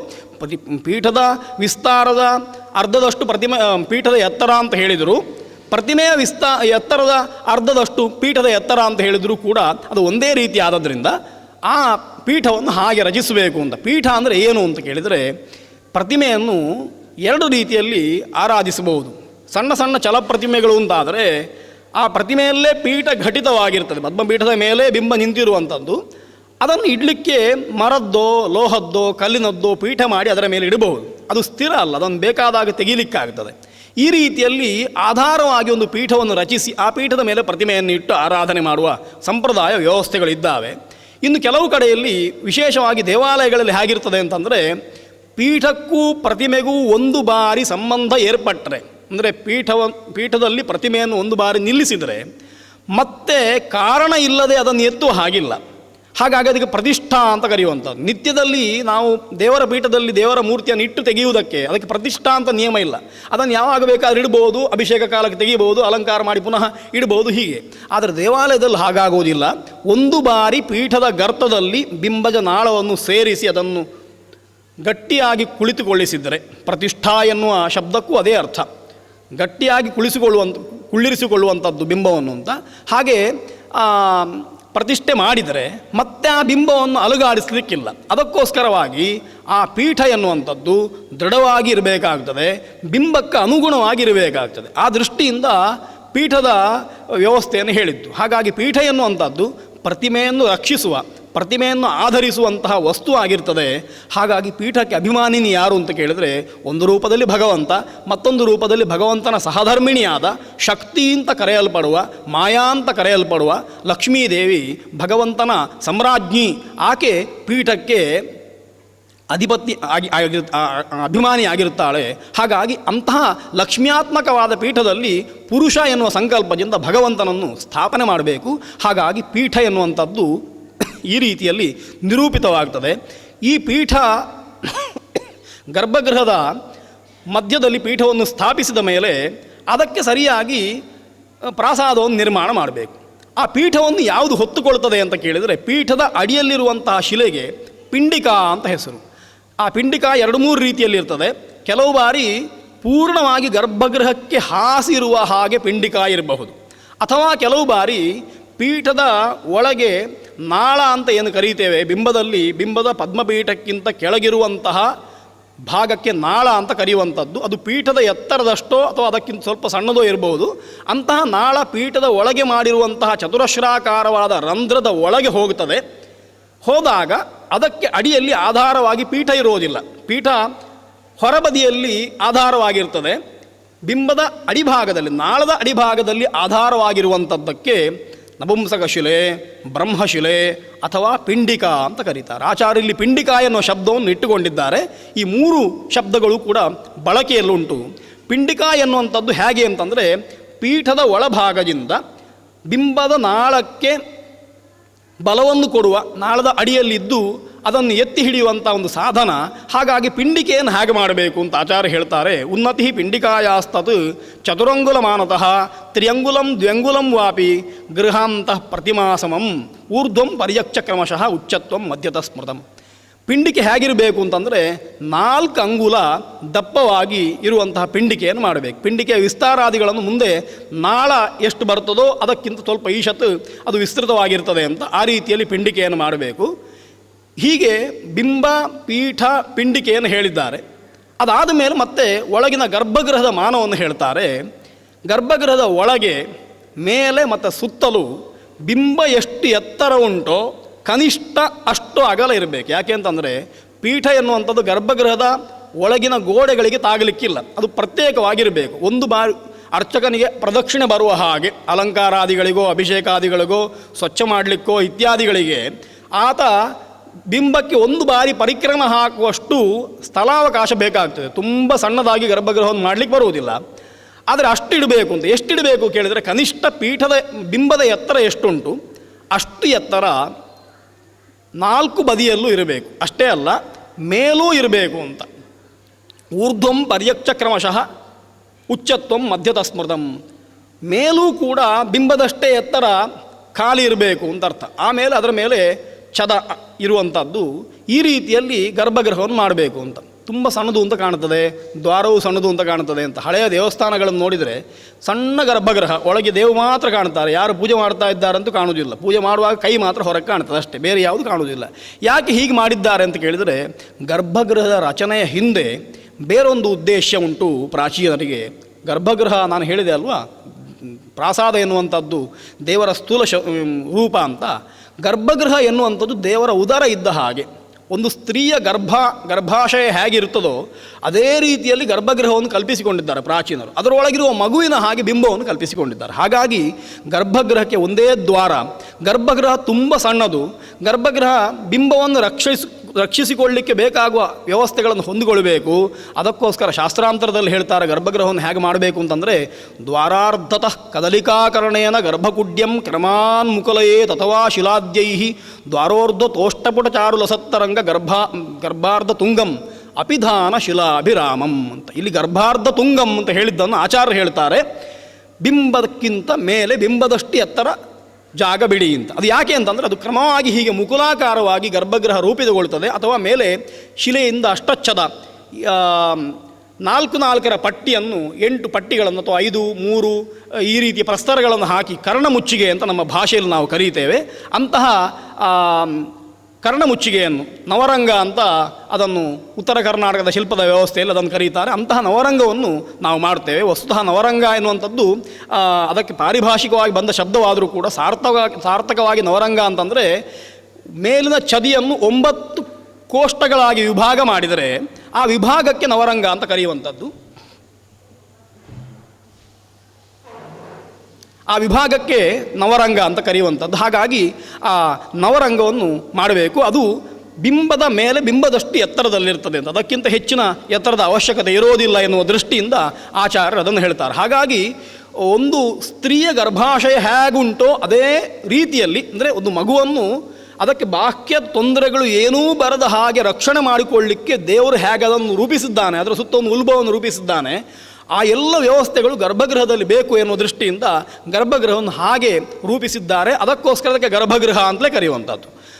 ಪ್ರಾಸಾದಕ್ಕೆ ಪ್ರಾಸಾದ ಅಂತ ಕರೆದರೆ, ಆಲಯ ಅಂತ ಕರೆದರೆ, ಗರ್ಭಗೃಹವನ್ನು ಗರ್ಭಗೃಹ ಅಂತ ಕರೀತಾರೆ. ಆ ಶಬ್ದ ಬಂದದ್ದು ಬಿಂಬವನ್ನು ತನ್ನಲ್ಲಿ ಗರ್ಭಿಸಿಕೊಳ್ಳುತ್ತದೆ ಆ ಆಲಯ ಎನ್ನುವ ದೃಷ್ಟಿಯಿಂದ ಅಂತ. ಹಾಗಾಗಿ ಗರ್ಭಗೃಹದ ಒಳಗಿನ ರಚನೆ ಹೀಗಿರಬೇಕು ಅಂತ ಆಚಾರ್ಯ ಹೇಳಿದರು. ಮುಂದೆ ತಾವದುಚ್ಚಂ ಬಹಿಶ್ಚೈವ ಯದ್ಯೇಕ ಶಿಖರಂ ಭವೇತ್. ಹೊರಗೆ ಹಾಗಾದರೆ ಎಷ್ಟು ಎತ್ತರ ಇರಬೇಕು ಅಂತಂದರೆ, ಗರ್ಭಗೃಹದ ಒಳಗೆ ನೀವು ಎಷ್ಟು ಎತ್ತರವನ್ನು ಇಟ್ಟಿದ್ದೀರಿ ಅಷ್ಟೇ ಎತ್ತರ ಗರ್ಭಗೃಹಕ್ಕಿಂತ ಮೇಲೆ ಶಿಖರದ ಎತ್ತರವಾಗಿರ್ತದೆ. ಇದರಲ್ಲಿ ಪ್ರಾಸಾದಗಳಲ್ಲಿ ಅನೇಕ ರೀತಿ ಉಂಟು. ಸಣ್ಣ ಪ್ರಾಸಾದ ಅಂತ ಆರಂಭ ಮಾಡುವಾಗ ಆಚಾರ್ಯರು ಹೇಳಿದ್ದು 12 ಕಿಷ್ಕುವಿಗಿಂತ ಕಮ್ಮಿ ಬೇಡ ಅಂತ ಹಿಂದೆ ಹೇಳಿದ್ದಾರೆ. ನಿನ್ನೆ ಹೇಳಿದ ವಿಷಯಗಳೇ ಬಂದದ್ದು. ಎಷ್ಟು ಅಂತ ಕೇಳಿದರೆ 12 ಕಿಷ್ಕು ಪ್ರಮಾಣಕ್ಕಿಂತ ಕಮ್ಮಿಯಾದ ಪ್ರಾಸಾದ ನಿರ್ಮಾಣ ಮಾಡುವುದು ಬೇಡ ಅಂತ. ಯಾಕೆಂದರೆ ಅದರೊಳಗೆ ಕೂತ್ಕೊಳ್ಳಿಕ್ಕೆ ಆಗೋದಿಲ್ಲ ಅಂತ. 12 ಕಿಷ್ಕಿ ಅನ್ನುವಂಥದ್ದು ಆಚಾರ್ಯ ಹೇಳಿದ ವಿಸ್ತಾರ ಅಲ್ಲ, ಸುತ್ತಳತೆ. ಯಾಕೆ ಅಂತಂದರೆ ನಮ್ಮಲ್ಲಿ ಅಲ್ಪ ಪ್ರಾಸಾದ ವಿಧಿ ಅಂತ ಶಿಲ್ಪಶಾಸ್ತ್ರ ಗ್ರಂಥಗಳು ಹೇಳುವಾಗ ಎಷ್ಟು ಕನಿಷ್ಠ ಅಂತ ಹೇಳ್ತಾವೆ ಅಂತಂದರೆ, ಪಾದೋನತ್ರಿಕರಾದಿ 15 ಹಸ್ತ ಆಶಾಂಗುಲಾಂತೋತ್ತರೇಶು ಅಷ್ಟಾಷ್ಟಾಂಗುಲ ವರ್ಧಿತೋಂತರ ಭವದ್ಯೋನಿ ಪ್ರಭೇದೇಶ್ವತ ಪ್ರತ್ಯಕ್ ಪ್ರಾಗ್ವದನ ಕ್ರಮೇಣ ವಿಹಿತೇಶು ಅನ್ಯೇಷು ಅಲ್ಪೇಶು ವಾ ಅನ್ಯೇಷು ವಾ ಪ್ರಾಸಾದೇಶು ವಿಶಿಷ್ಟ ಜಾತಿಷು ನಿಜೇಷ್ಟಂ ಕಾರಯೇತ್ ಕಾರುಭಿಹಿ ಅಂತ 2 ಕೋಲು 18 ಅಂಗುಲ ಅಥವಾ 2.25 ಕಿಷ್ಕು 2.25 ಹಸ್ತದಿಂದ ವಿಸ್ತಾರದಿಂದ ಆರಂಭಿಸಿ ಮಾಡಬೇಕು ಅಂತ. 2.25 ಹಸ್ತ ಎನ್ನುವಂಥದ್ದನ್ನು 4ರಿಂದ ಗುಣಿಸಿದರೆ ಅದು ನಮಗೆ ಬರುವಂಥದ್ದು 11 ಕೋಲ ಹತ್ತಿರ. ಹಾಗಾಗಿ ಆಚಾರ್ಯರು ಹೇಳಿದ್ದು ಅದೇ 12 ಕೋಲ ಸುತ್ತಳತೆ. ಅದು ಸಣ್ಣ ಪ್ರಾಸಾದ ಅಂತ ಅರ್ಥ. ಇನ್ನು ದೊಡ್ಡದು ಎಷ್ಟು ಮಾಡ್ಬೋದು, ಶತಕಿಷ್ಕು ಪ್ರಮಾಣದವರೆಗೂ ಮಾಡ್ಬೋದು, 100 ಕೋಲು ಸುತ್ತಳತೆಯ ಪ್ರಾಸಾದದವರೆಗೂ ಮಾಡ್ಬೋದು. ಆಗ ಒಂದು ಬದಿಯ ವಿಸ್ತಾರ 25 ಕಿಷ್ಕು ಬರ್ತದೆ. 25 ಕೋಲು ಅಂದರೆ ಸಾಮಾನ್ಯ ಇವತ್ತಿನ ದೃಷ್ಟಿಯಲ್ಲಿ 60-62 ಅಡಿ ಉದ್ದ ಅಗಲ ಆಗುತ್ತದೆ. ತುಂಬ ದೊಡ್ಡ ಪ್ರಾಸಾದಗಳು. ಇಷ್ಟು ರೀತಿಯ ಪ್ರಾಸಾದಗಳನ್ನು ವಿಸ್ತಾರವಾಗಿ ಮಾಡಲಿಕ್ಕೆ ಸಾಧ್ಯ ಉಂಟು. ಹಾಗಾಗಿ ಸಣ್ಣ ಪ್ರಾಸಾದ ಅಂತಂದರೆ 12 ಕೋಲು ಸುತ್ತಳತೆಯ 12 ಕಿಷ್ಕು ಸುತ್ತಳತೆಯ ಪ್ರಾಸಾದ ಅಂತ ಆದದ್ರಿಂದ ಆ ಪ್ರಾಸಾದಗಳು ಉನ್ನತಿಯನ್ನು ಆ ಪ್ರಾಸಾದಗಳಲ್ಲಿ ನಿರ್ಮಾಣ ಮಾಡುವಾಗ ಅನೇಕ ರೀತಿ ಉಂಟು. ಏಕಭೂಮಿ, ದ್ವಿಭೂಮಿ, ತ್ರಿಭೂಮಿ ಅಂತ ಹೇಳಿ 12 ತಲದವರೆಗೆ ಪ್ರಾಸಾದವನ್ನು ಗೋಪುರವನ್ನು ವಿಧಾನ ಮಾಡಿದ್ದಾರೆ. ಅದಕ್ಕಿಂತ ಹೆಚ್ಚು ಮಾಡುವುದು ಬೇಡ ಕಲಿಯುಗದಲ್ಲಿ ಅಂತ ನಿಷೇಧ ಮಾಡಿದ್ದಾರೆ. ಬೇರೆ ಯುಗಗಳಲ್ಲಿ ಅದಕ್ಕಿಂತ ಹೆಚ್ಚಿನ ಹರ್ಮ್ಯಗಳಿದ್ದವು. ಆದರೆ ಕಲಿಯುಗದಲ್ಲಿ 12 ತಲಕ್ಕಿಂತ ಹೆಚ್ಚಿನ ನೆಲೆಗಳನ್ನು ಮಾಡುವುದು ಬೇಡ ಅಂತ. ಹಳೆಯ ಪ್ರಾಸಾದಗಳನ್ನು ನೋಡಿದರೆ ಗೊತ್ತಾಗ್ತದೆ. ತಲ ಅಂತಂದರೆ ನಮ್ಮ ಪ್ರಾಸಾದಗಳನ್ನು ಮಾಡುವಾಗ ಒಂದು ಬಾರಿ ಒಂದು ಗೋಡೆ ಕಟ್ಟುತ್ತೇವೆ, ಅದರ ಒಳಗಿಂದ ಮತ್ತೊಂದು ಗೋಡೆ ಮೇಲೆ ಹೋಗಿ ಮೇಲೊಂದು ಮಾಡ ಆಗುತ್ತದೆ, ಕೆಳಗಿಂದ ಮತ್ತೊಂದು ಮಾಡಿರ್ತದೆ. ಉದಾಹರಣೆಗೆ ಕೃಷ್ಣ ಮಠವನ್ನು ನೋಡಿದರೆ ದೇವರ ಪ್ರಾಸಾದ ಎನ್ನುವಂಥದ್ದು ದೀರ್ಘಚತುರಶ್ರ ಆಕೃತಿಯಲ್ಲಿ ಇರುವಂಥದ್ದು. ಅಂತಹ ದೀರ್ಘಚತುರಶ್ರ ಆಕಾರದಲ್ಲಿ ಇರುವಂತಹ ಪ್ರಾಸಾದಕ್ಕೆ 2 ಮಾಡುಗಳಿದ್ದಾವೆ. ಮೇಲಿನ ಮಾಡೊಂದು ಬೇರೆ, ಕೆಳಗಿನ ಮಾಡೊಂದು ಬೇರೆ. ಹಾಗಾಗಿ ಅದಕ್ಕೆ ದ್ವಿಭೂಮಿ ಅಂತ ಕರೀತಾರೆ ಅಥವಾ ದ್ವಿತಲ ಅಂತ ಕರೀತಾರೆ. ಕೆಲವು ಏಕತಲ ಪ್ರಾಸಾದಗಳಿದ್ದಾವೆ, ಒಂದೇ ಮಾಡು. ಇಲ್ಲೊಂದು ನವಗ್ರಹ ಗುಡಿ ಉಂಟು, ಅದನ್ನು ನೋಡ್ಬೋದು. ಅದಕ್ಕೊಂದು ಮಾಡು ಮಾತ್ರ ಹೀಗುಂಟು. ಹಾಗಿರುವಂಥದ್ದಕ್ಕೆ ಏಕತಲ ಪ್ರಾಸಾದ ಅಂತ ಕರೆಯುವಂಥದ್ದು. ಹಾಗಾಗಿ ಆಚಾರ್ಯ ಹೇಳ್ತಾರೆ, ಎಲ್ಲಿಯಾದರೂ ಏಕತಲ ಪ್ರಾಸಾದವನ್ನು ಮಾಡ್ತೀರಿ ಅಂತಂದರೆ ತಾವದುಚ್ಚಂ, ಬಿಂಬದ ಮೇಲೆ ನೀವು ಎಷ್ಟು ಎತ್ತರ ಬಿಟ್ಟಿದ್ದೀರಿ ಅಷ್ಟೇ ಎತ್ತರ ಮೇಲಿಂದಲೂ ಬಿಡಿ, ಆ ನಂತರ ಅದಕ್ಕೆ ಶಿಖರ ಮಾಡಿ ಅಂತ. ತಾವದುಚ್ಚಂ ಬಹಿಶ್ಚೈವ ಯದ್ಯೇಕ ಶಿಖರಂ ಭವೇತ್. ಅಷ್ಟೇ ಎತ್ತರವನ್ನು ಹೊರಗೂ ಇಡಬೇಕು.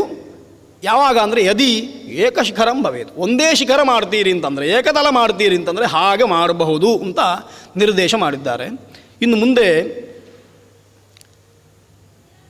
ಅರ್ಧೋಚ್ಚಂ ಅಥವಾಪಿ ಸ್ಯಾತ್ ಅಧಸ್ತಾಕ್ ಪ್ರತಿಮೋನ್ನತಂ ಅಂತ ಅರ್ಧದಷ್ಟು ಎತ್ತರವನ್ನು ಕೂಡ ಇಡಬಹುದು ಅಂತ ಹೇಳಿ ವಿಕಲ್ಪವನ್ನು ಹೇಳ್ತಾರೆ. ತತಃ ದ್ವಿಗುಣಮಾನಂ ವಾ ಸಾರ್ಧ ಪ್ರತಿಮಮೇವ, ಅಥವಾ ಹಿಂದೆ ಹೇಳಿದಕ್ಕಿಂತ 2 ಪಟ್ಟು ಇಡ್ಬೋದು, ಅಥವಾ ಪ್ರತಿಮೆಯ 1.5 ಪಟ್ಟು ಎತ್ತರವೂ ಇಡ್ಬೋದು. ಹೀಗೆ ಶಿಖರಗಳ ಎತ್ತರಕ್ಕೆ ತುಂಬ ವಿಕಲ್ಪಗಳನ್ನು ಹೇಳಿದ್ದಾರೆ. ನಮಗೆ ಸಂಶಯ ಬರ್ತದೆ, ವಾ ವಾ ವಾ ಅಂತ ಯಾಕೆ ಹೇಳ್ತಾರೆ, ವಿಕಲ್ಪಗಳನ್ನು ಯಾಕೆ ಹೇಳ್ತಾರೆ ಅಂತ. ಆಚಾರ್ಯರು ಹೇಳಿದ ವಿಕಲ್ಪಗಳು ಸಣ್ಣದು, ಅಂದರೆ 2-3 ಮಾತ್ರ ಹೇಳಿದ್ದಾರೆ. ಶಿಲ್ಪಶಾಸ್ತ್ರಗಳು 20ರಿಂದ ಆರಂಭಿಸಿ 82 ರೀತಿಯ ವಿಕಲ್ಪಗಳನ್ನು ಹೇಳಿದ್ದಾವೆ. ತುಂಬ ಅದಕ್ಕಿಂತಲೂ ಹೆಚ್ಚು ರೀತಿಯ 72 ರೀತಿಯ ಕೋಲುಗಳನ್ನೇ, ಹಸ್ತಗಳನ್ನೇ ವಿಭಾಗ ಮಾಡಿದ್ದಾರೆ. ಇನ್ನು ಅನೇಕ ವಿಭಾಗಗಳನ್ನು ಪಾಂಚರಾತ್ರಾದಿ ಆಗಮದ ಗ್ರಂಥಗಳನ್ನು ನೋಡಿದರೆ ಅದಕ್ಕೆ ಪ್ರತ್ಯೇಕವಾದ ಹೆಸರೇ ಇದ್ದಾವೆ. ಆ ಪ್ರಾಸಾದಕ್ಕೆ ಒಂದೊಂದು ಪ್ರಾಸಾದಕ್ಕೆ ಒಂದೊಂದು ಹೆಸರನ್ನು ಕೊಟ್ಟಿದ್ದಾರೆ. ಸರ್ವತೋಭದ್ರಾದಿ ಪ್ರಾಸಾದಗಳಿಗೆ ಅನೇಕ ಹೆಸರುಗಳಿದ್ದಾವೆ. ಅಂತಹ ಹೆಸರುಗಳನ್ನೆಲ್ಲ ನೋಡಿದರೆ ಪ್ರಾಸಾದ ನಿರ್ಮಾಣ ಎನ್ನುವ ಒಂದು ವ್ಯವಸ್ಥೆ, ಒಂದು ತಂತ್ರಜ್ಞಾನ ಅದು ಎಷ್ಟು ವಿಸ್ತಾರವಾಗಿ ಪ್ರಾಚೀನ ಕಾಲದಲ್ಲಿ ಇತ್ತು ಅಂತ ಗೊತ್ತಾಗ್ತದೆ. ಇವತ್ತು ನಾವು ಕೂಡ ಅದನ್ನು ನೋಡಿ ಬೆರಗಾಗುವಷ್ಟರ ಮಟ್ಟಿಗೆ ಪ್ರಾಸಾದ ನಿರ್ಮಾಣ ಎನ್ನುವ ವ್ಯವಸ್ಥೆ ಬೆಳೆದಿದೆ. ದೊಡ್ಡ ದೊಡ್ಡ ದೇವಾಲಯಗಳನ್ನು ನೋಡಿದರೆ ಅಷ್ಟು ಎತ್ತರಕ್ಕೆ ಶಿಖರವನ್ನು ಹೇಗೆ ರಚನೆ ಮಾಡಿದರು, ಅಷ್ಟು ಎತ್ತರಕ್ಕೆ ಕಲ್ಲುಗಳನ್ನು ಹೇಗೆ ಹಿಡ್ಕೊಂಡು ಹೋದರು, ಅವುಗಳನ್ನು ಹೇಗೆ ಕೂರಿಸಿದರು ಎನ್ನುವ ಪ್ರಶ್ನೆಗಳು ಇವತ್ತು ನಮ್ಮಲ್ಲಿ ಕ್ರೇನ್ ಉಂಟು, JCB ಉಂಟು, ಇತ್ಯಾದಿ ವಸ್ತುಗಳಿದ್ದಾವೆ. ಆರಾಮದಲ್ಲಿ ಕೆಲಸ ಮಾಡಲಿಕ್ಕೆ ಬೇಕಾಗುವಂಥ ಎಲ್ಲ ವಸ್ತುಗಳಿದ್ದರೂ ಕೂಡ ಹಿಂದಿನವರು ನಿರ್ಮಾಣ ಮಾಡಿದರ ಹತ್ತಿರವೂ ನಮ್ಮ ನಿರ್ಮಾಣಗಳು ಹೋಗಿ ನಿಲ್ಲುವುದಿಲ್ಲ. ನಿಂತರೆ ನಮ್ಮ ನಿರ್ಮಾಣಕ್ಕೆ ಕಾಸಿನ ಬೆಲೆ ಬರುವುದಿಲ್ಲ. ಆ ರೀತಿಯಲ್ಲಿ ಅದು ಶಿಲ್ಪಶಾಸ್ತ್ರದ ದೃಷ್ಟಿಯಿಂದ ತುಂಬ ಸೊರಗಿದ ಹಾಗೆ ಕಾಣ್ತದೆ ನವೀನ ನಿರ್ಮಾಣಗಳು, ಪ್ರಾಚೀನ ನಿರ್ಮಾಣಗಳ ಎದುರಿನಲ್ಲಿ. ಕಾರಣ ಏನು ಅಂತ ಕೇಳಿದರೆ ಅದನ್ನು ನಿರ್ಮಾಣ ಮಾಡುವಲ್ಲಿ ಪ್ರಾಚೀನರಿಗಿದ್ದ ಅದ್ಭುತವಾದ ಶ್ರದ್ಧೆ ಮತ್ತು ದೂರದರ್ಶಿತ್ವ. ಇದೊಂದು 50 ವರ್ಷವೋ 100 ವರ್ಷವೋ 1000 ವರ್ಷ ಹೋದರೂ ಹಾಗೇ ಉಳಿಬೇಕು, ಅದನ್ನು ತೆಗೀಲಿಕ್ಕೆ ಮನಸ್ಸಾಗಬಾರ್ದು ಎನ್ನುವ ಸಂಕಲ್ಪದಿಂದ ಮಾಡಿದ್ದಾರೆ ಅಂತ ಕಾಣ್ತದೆ. ಆ ದೃಷ್ಟಿಯಿಂದ ಪ್ರಾಸಾದಗಳನ್ನು ನಿರ್ಮಾಣ ಮಾಡಿದ್ದಾರೆ ಪ್ರಾಚೀನರು. ಆ ವ್ಯವಸ್ಥೆಯನ್ನು ನೋಡಿಕೊಂಡದಕ್ಕೆ ಆಚಾರ್ಯ ಹೇಳ್ತಾರೆ, ಒಂದೇ ಹೀಗೆ ಮಾಡಿ ಅಂತ ಹೇಳಿದರೆ ಏಕಸೂತ್ರತೆ ಬರ್ತದೆ ಲೋಕದಲ್ಲಿ. ಭಗವಂತ ಜೀವರನ್ನು ಸೃಷ್ಟಿ ಮಾಡುವಾಗ ಒಬ್ಬೊಬ್ಬರನ್ನು ಒಂದೊಂದು ರೀತಿಯಾಗಿ, ಒಬ್ಬರ ಮುಖದ ಹಾಗೆ ಮತ್ತೊಬ್ಬರ ಮುಖ ಇಲ್ಲ, ಒಬ್ಬರ ಹಾಗೆ ಮತ್ತೊಬ್ಬರಿಲ್ಲ. ಯಾಕೆ ಅಂತ ಕೇಳಿದರೆ ಸ್ವಭಾವ ಭಿನ್ನ ಭಿನ್ನವಾಗಿರುವುದು ಅಂತ. ಹಾಗೆ ಭಗವಂತನ ಸ್ವಭಾವ ಒಂದೇ ರೀತಿಯಾಗಿರ್ತದೆ, ಭಿನ್ನ ಇರಬೇಕು ಅಂತಿಲ್ಲ. ಹಾಗಾಗಿ ಪ್ರಾಸಾದ ಯಾಕೆ ಹಾಗಾದರೆ ಒಂದೇ ರೀತಿ ಆಗುವುದಿಲ್ಲ ಅಂತ ಕೇಳಿದರೆ ಅದಕ್ಕೆ ಕಾರಣಗಳುಂಟು. ಒಬ್ಬನಿಗೆ ದ್ವಿಭೂಮಿ ಮಾಡಬೇಕು ಅಂತ ಮನಸ್ಸುಂಟು, ದ್ವಿಭೂಮಿ ಮಾಡಿಕೊಳ್ಳಿ. ಇನ್ನೊಬ್ಬನಿಗೆ ಏಕಭೂಮಿ ಮಾಡಬೇಕು ಸಾಕು ಅಂತ ಕಾಣ್ತದೆ, ಅದನ್ನು ಮಾಡಿಕೊಳ್ಳಿ. ಆಚಾರ್ಯರು ಎಲ್ಲಿವರೆಗೆ ಕರುಣಾಳುಗಳು ಅಂತ ಕೇಳಿದರೆ ಪ್ರತಿಷ್ಠೆಯನ್ನೆಲ್ಲ ಮಾಡಿದ ಮೇಲೆ ಆಚಾರ್ಯನಿಗೆ ದಕ್ಷಿಣೆ ಎಷ್ಟು ಕೊಡಬೇಕು ಎನ್ನುವ ವಿಚಾರ ಬರುವಾಗ ಅವರು ಹೇಳ್ತಾರೆ, ಗುರವೇ ದಕ್ಷಿಣ ಅಂತದ್ಯಾತ್ ಲಕ್ಷಂ ಕೋಟಿ ಮಥಾಪಿವ ಅಂತ ಹೇಳಿ, ಲಕ್ಷ ಕೊಡ್ಬೋದು, ಕೋಟಿ ಕೊಡ್ಬೋದು ಅಂತೆಲ್ಲ ಹೇಳಿ ಎಷ್ಟು ದಕ್ಷಿಣೆಯನ್ನು ಕೊಡ್ಬೋದು. ಯಾಕೆ ಅಂತಂದರೆ ಪ್ರತಿಷ್ಠೆ ಎನ್ನುವ ಕೆಲಸ ಮಾಡಿದವನಿಗೆ ಎಷ್ಟು ಕೊಟ್ಟರೂ ಕಮ್ಮಿ. ಯಾಕೆ ಅಂದರೆ ಅಲ್ಲಿವರೆಗೆ ಮಾಡಿದ ಎಲ್ಲ ತಪಸ್ಸಿನ ಫಲ ಅದು ವ್ಯಯವಾಗಿ ಹೋಗುತ್ತದೆ ಪ್ರತಿಷ್ಠೆ ಮಾಡುವಾಗ ಅಂತಂದರೆ. ಅದನ್ನೆಲ್ಲ ವ್ಯಯ ಮಾಡಿ ಪ್ರತಿಷ್ಠೆ ಮಾಡಬೇಕು, ಸನ್ನಿಧಾನ ಬರಬೇಕು ಅಂತಂದರೆ ಅಂತ ಹೇಳುವಾಗ ಅವನಿಗೆ ಅಷ್ಟು ದಕ್ಷಿಣ ಕೊಡಬೇಕು ಆಚಾರ್ಯನಿಗೆ ಅಂತ ಹೇಳುವಾಗ, ದಕ್ಷಿಣ ಇಲ್ಲದಿದ್ದರೆ, ಹಣ ಇಲ್ಲದಿದ್ದರೆ ಏನು ಮಾಡಬೇಕು? ನಿಸ್ವಹ ಭಕ್ತ್ಯ ಕ್ಷಮಾಪಯೇತು. ಒಳ್ಳೆ ಮಾತು ಹೇಳ್ತಾರೆ ಆಚಾರ್ಯರು. ನನ್ನ ಹತ್ರ ಏನೂ ಇಲ್ಲಂತಿದ್ದರೆ ಭಕ್ತಿಯಿಂದ ಕ್ಷಮಾಪಣೆ ಕೇಳು ಅಂತ. ಹಾಗಾಗಿ ಏನೂ ಇಲ್ಲದವನಿಗೂ ಪ್ರತಿಷ್ಠಾದಿಗಳನ್ನು ಮಾಡಿಸ್ಲಿಕ್ಕಾಗ್ತದೆ ಭಕ್ತಿ ಇದ್ದರೆ, ಎಲ್ಲ ಇದ್ದವನಿಗೂ ಮಾಡಿಸ್ಲಿಕ್ಕಾಗ್ತದೆ. ಹಾಗಾಗಿ ಏನೂ ಇಲ್ಲದವ ಸಣ್ಣ ಮಟ್ಟಿನಲ್ಲಿ ಮಾಡಿದರೆ ಸಾಕು, ಎಲ್ಲ ಇದ್ದವ ಎಷ್ಟು ಮಾಡಬಹುದು ಎನ್ನುವ ಅವಕಾಶವನ್ನು ಕೊಡಲಿಕ್ಕೋಸ್ಕರ ಇಂತಹ ವಿಕಲ್ಪಗಳನ್ನು ಹೇಳಿದ್ದಾರೆ. ಹೀಗೂ ಮಾಡ್ಬೋದು, 1.5 ಪಟ್ಟು ಇಡ್ಬೋದು, 1 ಪಟ್ಟು ಇಡ್ಬೋದು, ಅರ್ಧವೂ ಇಡ್ಬೋದು ಅಂತ ಹೇಳಿದ ಕಾರಣ ಏನು ಅಂತಂದರೆ ಅಧಿಕಾರಿ ಭೇದದಿಂದ ಅವರವರ ಯೋಗ್ಯತಾನುಸಾರವಾಗಿ ಅವರವರು ನಿರ್ಮಾಣಾದಿಗಳನ್ನು ಮಾಡ್ತಾರೆ ಅಂತಂದರೆ ಆಗ ಅವರಿಗೆ ಅವಕಾಶಗಳನ್ನು ಕೊಡುವ ಅಂತ ಎನ್ನುವ ಕರುಣೆಯೇ ಹೊರತು ಹಾಗೂ ಜಾರಿಗೊಳ್ಬೋದು, ಹೀಗೂ ಜಾರಿಗೊಳ್ಬೋದು ನಾವು ಆಲೋಚನೆ ಮಾಡುವ ಹಾಗಲ್ಲ. ಸಾಮಾನ್ಯ ನಮ್ಮಲ್ಲಿ ವಿಕಲ್ಪಗಳನ್ನು ಹೇಳಿದರೆ ಹೀಗೂ ಮಾಡಬಹುದು ಸರಿಯಾಗ್ತದೆ, ಹೀಗೂ ಮಾಡಿದರೆ ಸರಿಯಾಗ್ತದೆ ಅಂತ ಹೇಳಿದರೆ ಇವರಿಗೆ ನಿಶ್ಚಯ ಜ್ಞಾನ ಇಲ್ಲ, ಜಾರಿಕೊಳ್ಳಿಕ್ಕೆ ಪ್ರಯತ್ನ ಮಾಡ್ತಾ ಇದ್ದಾರೆ ಅಂತ ಪಕ್ಕ ಆಲೋಚನೆ ಬರ್ತದೆ. ಆದರೆ ಪ್ರಾಜ್ಞರ ವಿಷಯದಲ್ಲಿ, ದೊಡ್ಡವರ ವಿಷಯದಲ್ಲಿ ಈ ರೀತಿ ಆಲೋಚನೆ ಮಾಡಬಾರ್ದು.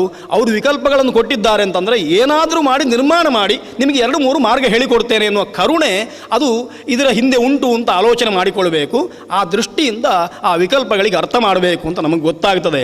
ಇನ್ನು ಮುಂದೆ ಶಿಖರಾಂತರೇತು ಪ್ರತಿಮಾಮಾನಂ ತದ್ಗಳ ಉಚ್ಯತೆ ಅಂತ ಹೇಳಿ 2 ಭೂಮಿಯ ಪ್ರಾಸಾದ ಮಾಡ್ತೀರಿ ಅಂತಂದರೆ, 2 ನೆಲೆಯ ಪ್ರಾಸಾದ ಮಾಡ್ತೀರಿ ಅಂತಂದರೆ ಅದನ್ನು ಹೇಗೆ ಮಾಡ್ಬೋದು ಅಂತ ಕೇಳಿದರೆ, ಶಿಖರಾಂತರದಲ್ಲಿ ಒಂದು ಶಿಖರದ ಮೇಲೆ ಮತ್ತೊಂದು ಶಿಖರ ಬರುವುದು ಅಂತಾದರೆ ಆ ಗಳ ಮೇಲಿನ ನೆಲೆ ಎಷ್ಟು ಎತ್ತರ ಇರಬೇಕು ಅಂತ ಕೇಳಿದರೆ ಪ್ರತಿಮಾಮಾನಂ ಅಂತ, ಪ್ರತಿಮೆ ಎಷ್ಟು ಎತ್ತರ ಉಂಟೋ ಅಷ್ಟು ಎತ್ತರ ಇರಬಹುದು ಅಂತ ಅದನ್ನು ಹೇಳ್ತಾರೆ.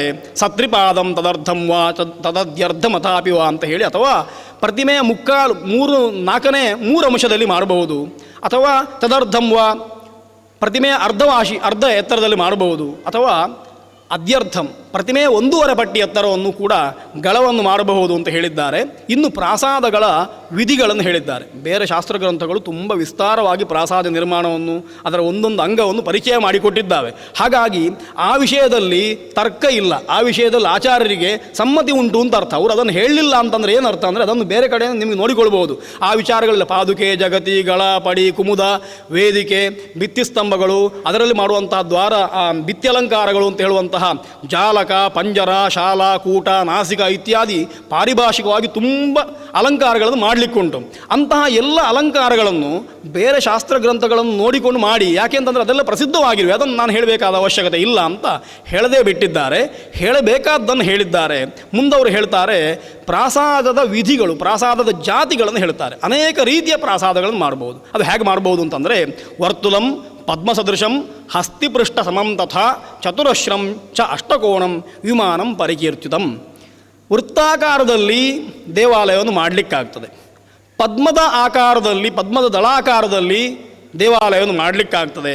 ಹಸ್ತಿಪೃಷ್ಠ ಸಮಂ ತಥಾ, ಆನೆಯ ಬೆನ್ನಿನ ಹಾಗೆ ಗಜಪೃಷ್ಠಾಕೃತಿಯಲ್ಲಿ ಉಡುಪಿ ಅನಂತೇಶ್ವರ ದೇವಸ್ಥಾನ ಇರುವ ಹಾಗೆ ಆ ರೀತಿಯಲ್ಲಿ ಗಜಪೃಷ್ಠಾಕಾರದಲ್ಲಿ ದೇವಾಲಯವನ್ನು ಮಾಡಲಿಕ್ಕಾಗ್ತದೆ. ಅಥವಾ ಚತುರಶ್ರಂ ಅಷ್ಟಕೋಣಂ, 4 ಮೂಲೆಯ ಚೌಕಾಕಾರವಾಗಿ ದೇವಸ್ಥಾನ ಮಾಡಲಿಕ್ಕಾಗ್ತದೆ. ಚತುರಶ್ರದಲ್ಲಿ 2 ಭೇದ, ಸಮಚತುರಶ್ರ, ದೀರ್ಘಚತುರಶ್ರ ಅಂತ. ಆ ದೀರ್ಘಚತುರಶ್ರದಲ್ಲಿ ಮತ್ತೆ 2 ಭೇದ. ಪೂರ್ವ ಪಶ್ಚಿಮ ಆಯತವಾಗಿರುವಂಥದ್ದು ದೀರ್ಘಚತುರಶ್ರ ಪ್ರಾಸಾದ ಅಂತ, ಉತ್ತರ ದಕ್ಷಿಣ ಆಯತವಾಗಿರುವಂಥ ದೀರ್ಘಚತುರಶ್ರ ಪ್ರಾಸಾದ ಅಂತ. ನಮ್ಮ ಕೃಷ್ಣಮಠ ಇರುವಂಥದ್ದು ಉತ್ತರ ದಕ್ಷಿಣ ಆಯತವಾಗಿರುವಂಥ ದೀರ್ಘಚತುರಶ್ರ ಪ್ರಾಸಾದದ ರೀತಿಯಲ್ಲಿ ಕೃಷ್ಣಮಠದ ವ್ಯವಸ್ಥೆ ಇರುವಂಥದ್ದು. ಕೆಲವು ಕಡೆಯಲ್ಲಿ ಪೂರ್ವ ಪಶ್ಚಿಮ ಆಯತವಾಗಿ ದೀರ್ಘಚತುರಶ್ರ ಪ್ರಾಸಾದ ಇರ್ತದೆ. ಆನಂತರ ಅಷ್ಟಕೋಣ, 8 ಭುಜಗಳಿರುವಂತಹ ಅಷ್ಟಾಕೃತಿಯಲ್ಲಿ, ಅಷ್ಟಭುಜದ ಆಕೃತಿಯಲ್ಲಿ ದೇವಸ್ಥಾನವನ್ನು ಮಾಡಲಿಕ್ಕೆ ಆಗ್ತದೆ. ವಿಮಾನಂ ಪರಿಕೀರ್ತಿತಂ ಅಂತ ಈ ರೀತಿಯಲ್ಲಿ ವಿಮಾನಗಳನ್ನು ಮಾಡ್ಬೋದು. ವಿಮಾನ ಅಂತಂದರೆ ಪ್ರಾಸಾದದ ಮೇಲಿರುವಂಥ ಅಂಶಕ್ಕೆ ಹೆಸರು. ಪ್ರಾಸಾದಕ್ಕೂ ವಿಮಾನ ಅಂತ ಕರೀತಾರೆ. ಹಾಗಾಗಿ ವಿಮಾನ ಎನ್ನುವ ಶಬ್ದಕ್ಕೆ ಪ್ರಾಸಾದ ಅಂತಲೂ ಪ್ರಾಸಾದದ ಉಪರಿಭಾಗ ಅಂತಲೂ ಅರ್ಥ ಇರುವುದರಿಂದ ಈ ರೀತಿಯಲ್ಲಿ ಪ್ರಾಸಾದವನ್ನು ಮಾಡಲಿಕ್ಕೆ ಅವಕಾಶ ಉಂಟು ಅಂತ ಅದನ್ನು ಹೇಳ್ತಾರೆ. ಸಭಯಾಪಿ ಸಮೇತಂ ವಾ ಪೃಥಕ್ ಸಭಂ ಅಥಾಪಿ ವಾ ದ್ವಿಸುಭಂ ತ್ರಿಸುಭಂ ವಾಪಿ ಸುಗೋಪರ ಮಥಾಪಿ ವಾ. ಪ್ರಾಸಾದವು ಸಭೆಯಿಂದ ಕೂಡಿರಬೇಕು ಅಥವಾ ಸಭೆಯಿಂದ ಕೂಡಿಲ್ಲದಿದ್ದರೂ ಆಗ್ತದೆ. ಸಭಾ ಅಂತಂದರೆ ಗರ್ಭಗೃಹದ ಮುಂದಿರುವಂತಹ ಸಣ್ಣ ಮಂಟಪ. ಅದು ಗರ್ಭಗುಡಿಗೆ ತಾಗಿಯೂ ಇರಬಹುದು, ತಾಗದೆಯೂ ಇರಬಹುದು. ಕೃಷ್ಣ ಮಠದಲ್ಲಿ ಒಳಗೆ ನೋಡಿದರೆ ಚಾಮರ ಸೇವೆ ಮಾಡುವಂಥ ಮಂಟಪ ಅದು ಸಭೆ. ಅದು ಗರ್ಭಗುಡಿಯನ್ನು ಬಿಟ್ಟುಂಟು, ಅದಕ್ಕೆ ತಾಗಿ ಇಲ್ಲ. ಮಧ್ಯದಲ್ಲಿ ನಮಗೆ ಆಚೆ ಈಚೆ ಗಮನಾಗಮನ ಮಾಡಲಿಕ್ಕೆ ಆಗ್ತದೆ. ಅನಂತೇಶ್ವರದ್ದೋ ಚಂದ್ರಮೌಳೀಶ್ವರದ್ದೋ ದೇವಸ್ಥಾನವನ್ನು ನೋಡಿದರೆ ಸಭಾ ಎನ್ನುವಂಥದ್ದು ಗರ್ಭಗುಡಿಗೆ ಸೇರಿಕೊಂಡು ಅದು ಬದಿಯಿಂದ ತಿರುಗಿ ಬರ್ತದೆ. ಆ ರೀತಿಯೂ ಮಾಡಲಿಕ್ಕಾಗ್ತದೆ. ಆ ಸಭೆಯಲ್ಲಿ 2 ಸಭೆ ಮಾಡಲಿಕ್ಕಾಗ್ತದೆ, 3 ಸಭೆ ಮಾಡಲಿಕ್ಕಾಗ್ತದೆ. ಅದು ಕೂಡ ನಿಮಿತ್ತ ವಿತ್ತಾದಿಗಳನ್ನು ನೋಡಿಕೊಂಡು, ಯಜಮಾನ ಅವ ಭೂರಿ ವಿತ್ತವನ್ನು ಹೊಂದಿದ್ದಾನೆ ಅಂತಂದರೆ ಒಳ್ಳೆಯ ರೀತಿಯಲ್ಲಿ ಅದನ್ನು ನಿರ್ಮಾಣ ಮಾಡುವ, ದೊಡ್ಡದು ಮಾಡುವ ಅಂತ. ಈ ರೀತಿಯಲ್ಲಿ ದ್ವಿಸಭಂ ತ್ರಿಸಭಂ ವಾಪಿ ಅಂತ ಈ ರೀತಿಯಲ್ಲಿ ಸಭೆಯನ್ನು ಮಾಡಬಹುದು ಅಂತ ಹೇಳಿದ್ದಾರೆ. ಸುಗೋಪುರ ಮಥಾಪಿವ, ಪ್ರಾಸಾದಕ್ಕೆ ಗೋಪುರಾದಿ ಅಲಂಕಾರಗಳನ್ನು ಮಾಡ್ಬೋದು. ಗೋಪುರ ಅಂತಂದರೆ ಸಭೆಗಿಂತ ಮುಂದೆ ಇರುವಂಥ ಹೆಬ್ಬಾಗಿಲು ಅಂತ ಏನು ಕರೀತೇವೆ ಅದನ್ನು ಗೋಪುರ ಅಂತ ಕರೆಯುವಂಥದ್ದು. ಅಗ್ರಸಭಾ ಅಂತ ಅದಕ್ಕೆ ಹೆಸರು. ಸಭೆಗಳಲ್ಲಿ ಶ್ರೇಷ್ಠವಾದಂಥದ್ದು, ದೊಡ್ಡದು ಎನ್ನುವ ದೃಷ್ಟಿಯಿಂದ ಅದನ್ನು ಮಾಡ್ಬೋದು. ಇವತ್ತು ಕೃಷ್ಣಮಠದ ವ್ಯವಸ್ಥೆಯಲ್ಲಿ ಹೇಳಬೇಕಾದ್ರೆ ಎದುರಿಗಿರುವ ಚಂದ್ರಶಾಲೆ ಅಂತ ಏನು ಕರೀತೇವೆ, ಚಂದ್ರಶಾಲೆ ಎನ್ನುವಂಥದ್ದು ಗೋಪುರವಾಗ್ತದೆ. ಮುಂದಿರುವಂಥ ಮಂಟಪ ಎನ್ನುವಂಥದ್ದು ಸಭಾ ಅಂತ ಆಗ್ತದೆ. ಈ ದೃಷ್ಟಿಯಲ್ಲಿ ಅದನ್ನು ಮಾಡಬಹುದು. ಸುಗೋಪುರ ಮಥಾಪಿವ ಅಂತ ಹೇಳಿದ್ದಾರೆ. ಪ್ರಾಕಾರ ವೃತ್ತಯುಕ್ತಂ ವಾ ಸಪ್ತ ಪ್ರಾಕಾರಮೇವ. 1 ಪ್ರಾಕಾರ ಇದ್ದರೂ ಸಾಕಾಗುತ್ತದೆ, 7 ಪ್ರಾಕಾರದವರೆಗೂ ಮಾಡಿ ದೊಡ್ಡ ದೇವಸ್ಥಾನಗಳನ್ನು ಮಾಡಬಹುದು ಅಂತ ಹೇಳಿ, ತತಃ ಪರಂ ಕಿಷ್ಕುಮಾತ್ರಂ ಸಭಾಯಾ ಅಂತರಂ ಯದಿ ತತಃ ತಾವತ್ ತೃತೀಯಾಯ ಸಾರ್ಧಮೇವ ಹ್ಯುದಾಹೃತಂ ಅಂತ ಹೇಳಿ ಸಭೆಯನ್ನು ಮಾಡುವ ಬೇರೆ ಕೆಲವು ವಿಷಯಗಳನ್ನು ಹೇಳಿದ್ದಾರೆ. ಸಭೆಗೂ ಗರ್ಭಗೃಹಕ್ಕೂ ಕಿಷ್ಕು ಮಾತ್ರ ಅಂತರ ಇದ್ದರೆ ಸಾಕು ಅಂತ ಇತ್ಯಾದಿ ವಿಚಾರಗಳನ್ನು ಸೂಕ್ಷ್ಮವಾಗಿ ಹೇಳಿದ್ದಾರೆ. ಅನಂತರ ಕಿಷ್ಕುತ್ರಯಂಚ ಶಕ್ರಾದೇಹ ಸ್ಥಾನಂ ತದ್ವೃತ್ತತಃ ಸ್ಮೃತಂ ಅಂತ, ಕೇವಲ ದೇವರು ಮಾತ್ರ ದೇವಸ್ಥಾನದಲ್ಲಿರುವುದಲ್ಲ, ದೇವರ ಪರಿವಾರ ದೇವತೆಗಳಿಗೂ ಅದರಲ್ಲಿ ಸ್ಥಾನ ಉಂಟು. ಇಂದ್ರಾದಿ ದಿಕ್ಪಾಲಕರೆಲ್ಲರೂ ಕೂಡ ದೇವರಿಗೆ ಅಭಿಮುಖರಾಗಿ ಅಂತರ್ಮುಖರಾಗಿ ಅಲ್ಲಿರ್ತಾರೆ ಅಂತ ಅರ್ಥ. ನಾವು ಎಣಿಸ್ಕೊಳ್ತೇವೆ ದ್ವಾರಪಾಲಕರಿದ್ದ ಹಾಗೆ ಎಲ್ಲರೂ ಕೂಡ ಹೊರಮುಖವಾಗಿದ್ದಾರೆ ಅಂತ. ಹಾಗಿರುವುದಿಲ್ಲ. ಎಲ್ಲರೂ ಕೂಡ ದೇವರಿಗೆ ಸಮ್ಮುಖರಾಗಿರ್ತಾರೆ. ದೇವರ ಹಿಂಭಾಗದಲ್ಲಿರುವವ ದೇವರಿಗೆ ಸಮಾನ ಮುಖನಾಗಿಯೂ, ದೇವರ ಮುಂಭಾಗದಲ್ಲಿರುವ ದೇವರಿಗೆ ಅಭಿಮುಖನಾಗಿಯೂ ಅಂತೂ ಎಲ್ಲರೂ ಕೂಡ ದೇವರನ್ನು ನೋಡಿಕೊಂಡಿರುವ ಹಾಗೆ 4 ಬದಿಯಿಂದ ಇರ್ತಾರೆ ಅಂತ ಅರ್ಥ. ಶಕ್ರಾದಿಗಳು ಇಂದ್ರಾದಿ ಅಷ್ಟದಿಕ್ಪಾಲಕರು ವಿದ್ವಾಂಸರಿದ್ದಾರೆ. ಅವರ ಸ್ಥಾನ ಎಲ್ಲಿ ಅಂತ ಕೇಳಿದರೆ ಅದು ಕಿಷ್ಕುಂ ತ್ರಯಂಚ ಶಕ್ರಾದೇ, ಪ್ರಾಸಾದದ ಹೊರಗಿನ ಗೋಡೆಯಿಂದ 3 ಕೋಲು ದೂರದಲ್ಲಿ ಶಕ್ರಾದಿಗಳ ಸ್ಥಾನ ಅಥವಾ ಮಂಟಪ ಅಥವಾ ಪದ್ಮಪೀಠಾದಿಗಳನ್ನು ಮಾಡಬಹುದು ಅಂತ ಹೀಗೆ ಹೇಳಿ, ಸಾಮಾನ್ಯವಾಗಿ ಪ್ರಾಸಾದದ ರೀತಿಗಳನ್ನು, ಪ್ರಾಸಾದವನ್ನು ಹೇಗೆ ನಿರ್ಮಾಣ ಮಾಡಬಹುದು ಎನ್ನುವ ವಿಷಯವನ್ನು ಹೇಳಿದ್ದಾರೆ. ಮುಂದೆ ನಾವು ನೋಡಬೇಕಾಗಿರುವಂಥದ್ದು ಬಿಂಬ ನಿರ್ಮಾಣ, ಪ್ರತಿಮಾ ನಿರ್ಮಾಣವನ್ನು ಹೇಗೆ ಹೇಳಿದ್ದಾರೆ ಅಂತ. ಇಷ್ಟು ರೀತಿಯಲ್ಲಿ ಪ್ರಾಸಾದವನ್ನು ನಿರ್ಮಾಣ ಮಾಡಿಕೊಳ್ಬೇಕು. ಈ ನಿರ್ಮಾಣ ಮಾಡುವಾಗ ಎಚ್ಚರ ಇರುವಂಥದ್ದು ಏನು ಅಂತಂದರೆ, ನಾವು ಮಾಡ್ತಾ ಇರುವಂಥ ಪ್ರಾಸಾದ ಎನ್ನುವಂಥದ್ದು ಭಗವಂತನ ಸ್ಥೂಲವಾದ ಪ್ರತೀಕವಾಗಿಯೇ ಉಂಟು. ಹಾಗಾಗಿ ದೇವರನ್ನು ನೋಡಿದ ಹಾಗೆ ಪ್ರಾಸಾದವನ್ನು ನೋಡಬೇಕು ಅಂತ ತುಂಬ ಜಾಗ್ರತೆಯಿಂದ, ತುಂಬ ಶ್ರದ್ಧೆಯಿಂದ ಅದನ್ನು ನಿರ್ಮಾಣ ಮಾಡಬೇಕು ಅಂತ. ಆಮೇಲೆ ಪ್ರತಿಮೆಯನ್ನು ನಿರ್ಮಾಣ ಮಾಡಬೇಕು. ಪ್ರಾಸಾದ ನಿರ್ಮಾಣ ಆದ ಬಳಿಕ ಅಥವಾ ಆಗುವ ಹೊತ್ತಿಗೆ ಪ್ರತಿಮೆಯನ್ನು ನಿರ್ಮಾಣ ಮಾಡಬಹುದು. ಪ್ರತಿಮೆಯನ್ನು ನಿರ್ಮಾಣ ಮಾಡುವುದು ಹೇಗೆ? ಆಚಾರ್ಯರು ಹೇಳ್ತಾರೆ, ಪ್ರತಿಮಾರ್ಥಂ ವ್ರಜನ್ ಪಂಚಧ್ವನಿಭಿ ಮಂಗಲೈರ್ಯುತಃ ಗತ್ವಾ ಶುಚಿಸ್ಥಲಂ ತತ್ರ ಶೀಲಾಂಚಯೋ ಪರೀಕ್ಷಯೇತ್. ಪ್ರತಿಮೆ ಮಾಡಬೇಕು ಅಂತಂದರೆ ಒಂದು ಉತ್ಸವದ ಹಾಗೆ, ತುಂಬ ಸುಂದರವಾದಂಥ ಒಂದು ವ್ಯವಸ್ಥೆ. ಪ್ರತಿಮೆಗೋಸ್ಕರ ಹೋಗುವುದು, ಪ್ರತಿಮೆಯನ್ನು ತಯಾರು ಮಾಡುವ ವಿಧಾನ ತುಂಬ ಚಂದವಾಗಿ ಅದನ್ನು ತಂತ್ರಶಾಸ್ತ್ರ ನಿರೂಪಣೆ ಮಾಡಿದೆ. ಆಚಾರ್ಯರನ್ನು ಹೇಳ್ತಾರೆ, ಪ್ರತಿಮೆಗೋಸ್ಕರ ಪ್ರಯಾಣ ಮಾಡಬೇಕು ಅಂತ. ಪ್ರತಿಮೆ ಯಾವುದು ಅಂತ ಹಿಂದೆ ಹೇಳಿದ್ದಾರೆ. ಪ್ರತಿಮೆಯನ್ನು ಹೇಗೆ ಮಾಡಬೇಕು ಅಂತ ಹೇಳುವಾಗ ಅಧ್ಯಾಯದ ಆರಂಭದಲ್ಲಿ ಅವರು ಹೇಳಿದ್ದಾರೆ, ಅದನ್ನು ಲೋಹದಿಂದ ಮಾಡಬಹುದು, ಮರದಿಂದ ಮಾಡಬಹುದು, ಮಣ್ಣಿನಿಂದ ಮಾಡಬಹುದು ಅಂತೆಲ್ಲ ಹೇಳಿದ್ದಾರೆ. ಪ್ರತಿಷ್ಠಾಂ ಕಾರಯನ್ ವಿಷ್ಣೋ ಕುರ್ಯಾತ್ ಸುಪ್ರತಿಮಾಂ ಬುಧಃ ಲೋಹೈರುವ ಶಿಲಯ ದಾರ್ವ ಮೃದಾವಾಪಿ ಯಥಾಕ್ರಮಂ ಅಂತ ಹೇಳಿ, ಭಗವಂತನ ಪ್ರತಿಷ್ಠೆಯನ್ನು ಮಾಡಬೇಕು ಅಂತ ಮನಸ್ಸಿರುವವ ಸುಪ್ರತಿಮಾಂ ಕುರಿಯಾತ್, ಒಳ್ಳೆಯ ಪ್ರತಿಮೆಯನ್ನು ಮಾಡಬೇಕು ಅಥವಾ ಮಾಡಿಸಬೇಕು. ಅದು ಹೇಗೆ ಅಂತಂದರೆ, ಲೋಹ ಇರುವ ಲೋಹಗಳಿಂದ ಮಾಡಿಸಬಹುದು. ಲೋಹಗಳಲ್ಲಿ 2 ರೀತಿ, ಶುದ್ಧ ಲೋಹದಿಂದ ಮಾಡುವಂಥದ್ದು ಒಂದು, ಮಿಶ್ರ ಲೋಹದಿಂದ ಮಾಡುವಂಥದ್ದು ಒಂದು ಅಂತ. ಸುವರ್ಣ, ತಾಮ್ರ, ರಜತ ಇತ್ಯಾದಿ ಶುದ್ಧ ಲೋಹಗಳಿಂದಲೇ ಪ್ರತಿಮೆಯನ್ನು ಮಾಡಲಿಕ್ಕಾಗ್ತದೆ. ಅಥವಾ ಅವುಗಳನ್ನು ಮಿಶ್ರ ಮಾಡಿ ಕಾಂಸ್ಯಾದಿಗಳಿಂದ ಅಥವಾ ಪಂಚಲೋಹ ಅಂತ ಸಂಘಾತಗಳಿಂದ ಪ್ರತಿಮೆಯನ್ನು ಮಾಡಿಸ್ಲಿಕ್ಕಾಗ್ತದೆ. ಹಾಗಾಗಿ ಎಲ್ಲ ಲೋಹಗಳಿಂದ ಪ್ರತಿಮೆಯನ್ನು ಮಾಡುವುದಿಲ್ಲ. ಒಂದೊಂದು ಲೋಹದಿಂದ ಪ್ರತಿಮೆಯನ್ನು ಮಾಡಿದರೆ ಒಂದೊಂದು ಫಲವನ್ನು ನಿರ್ದೇಶ ಮಾಡಿದ್ದಾರೆ.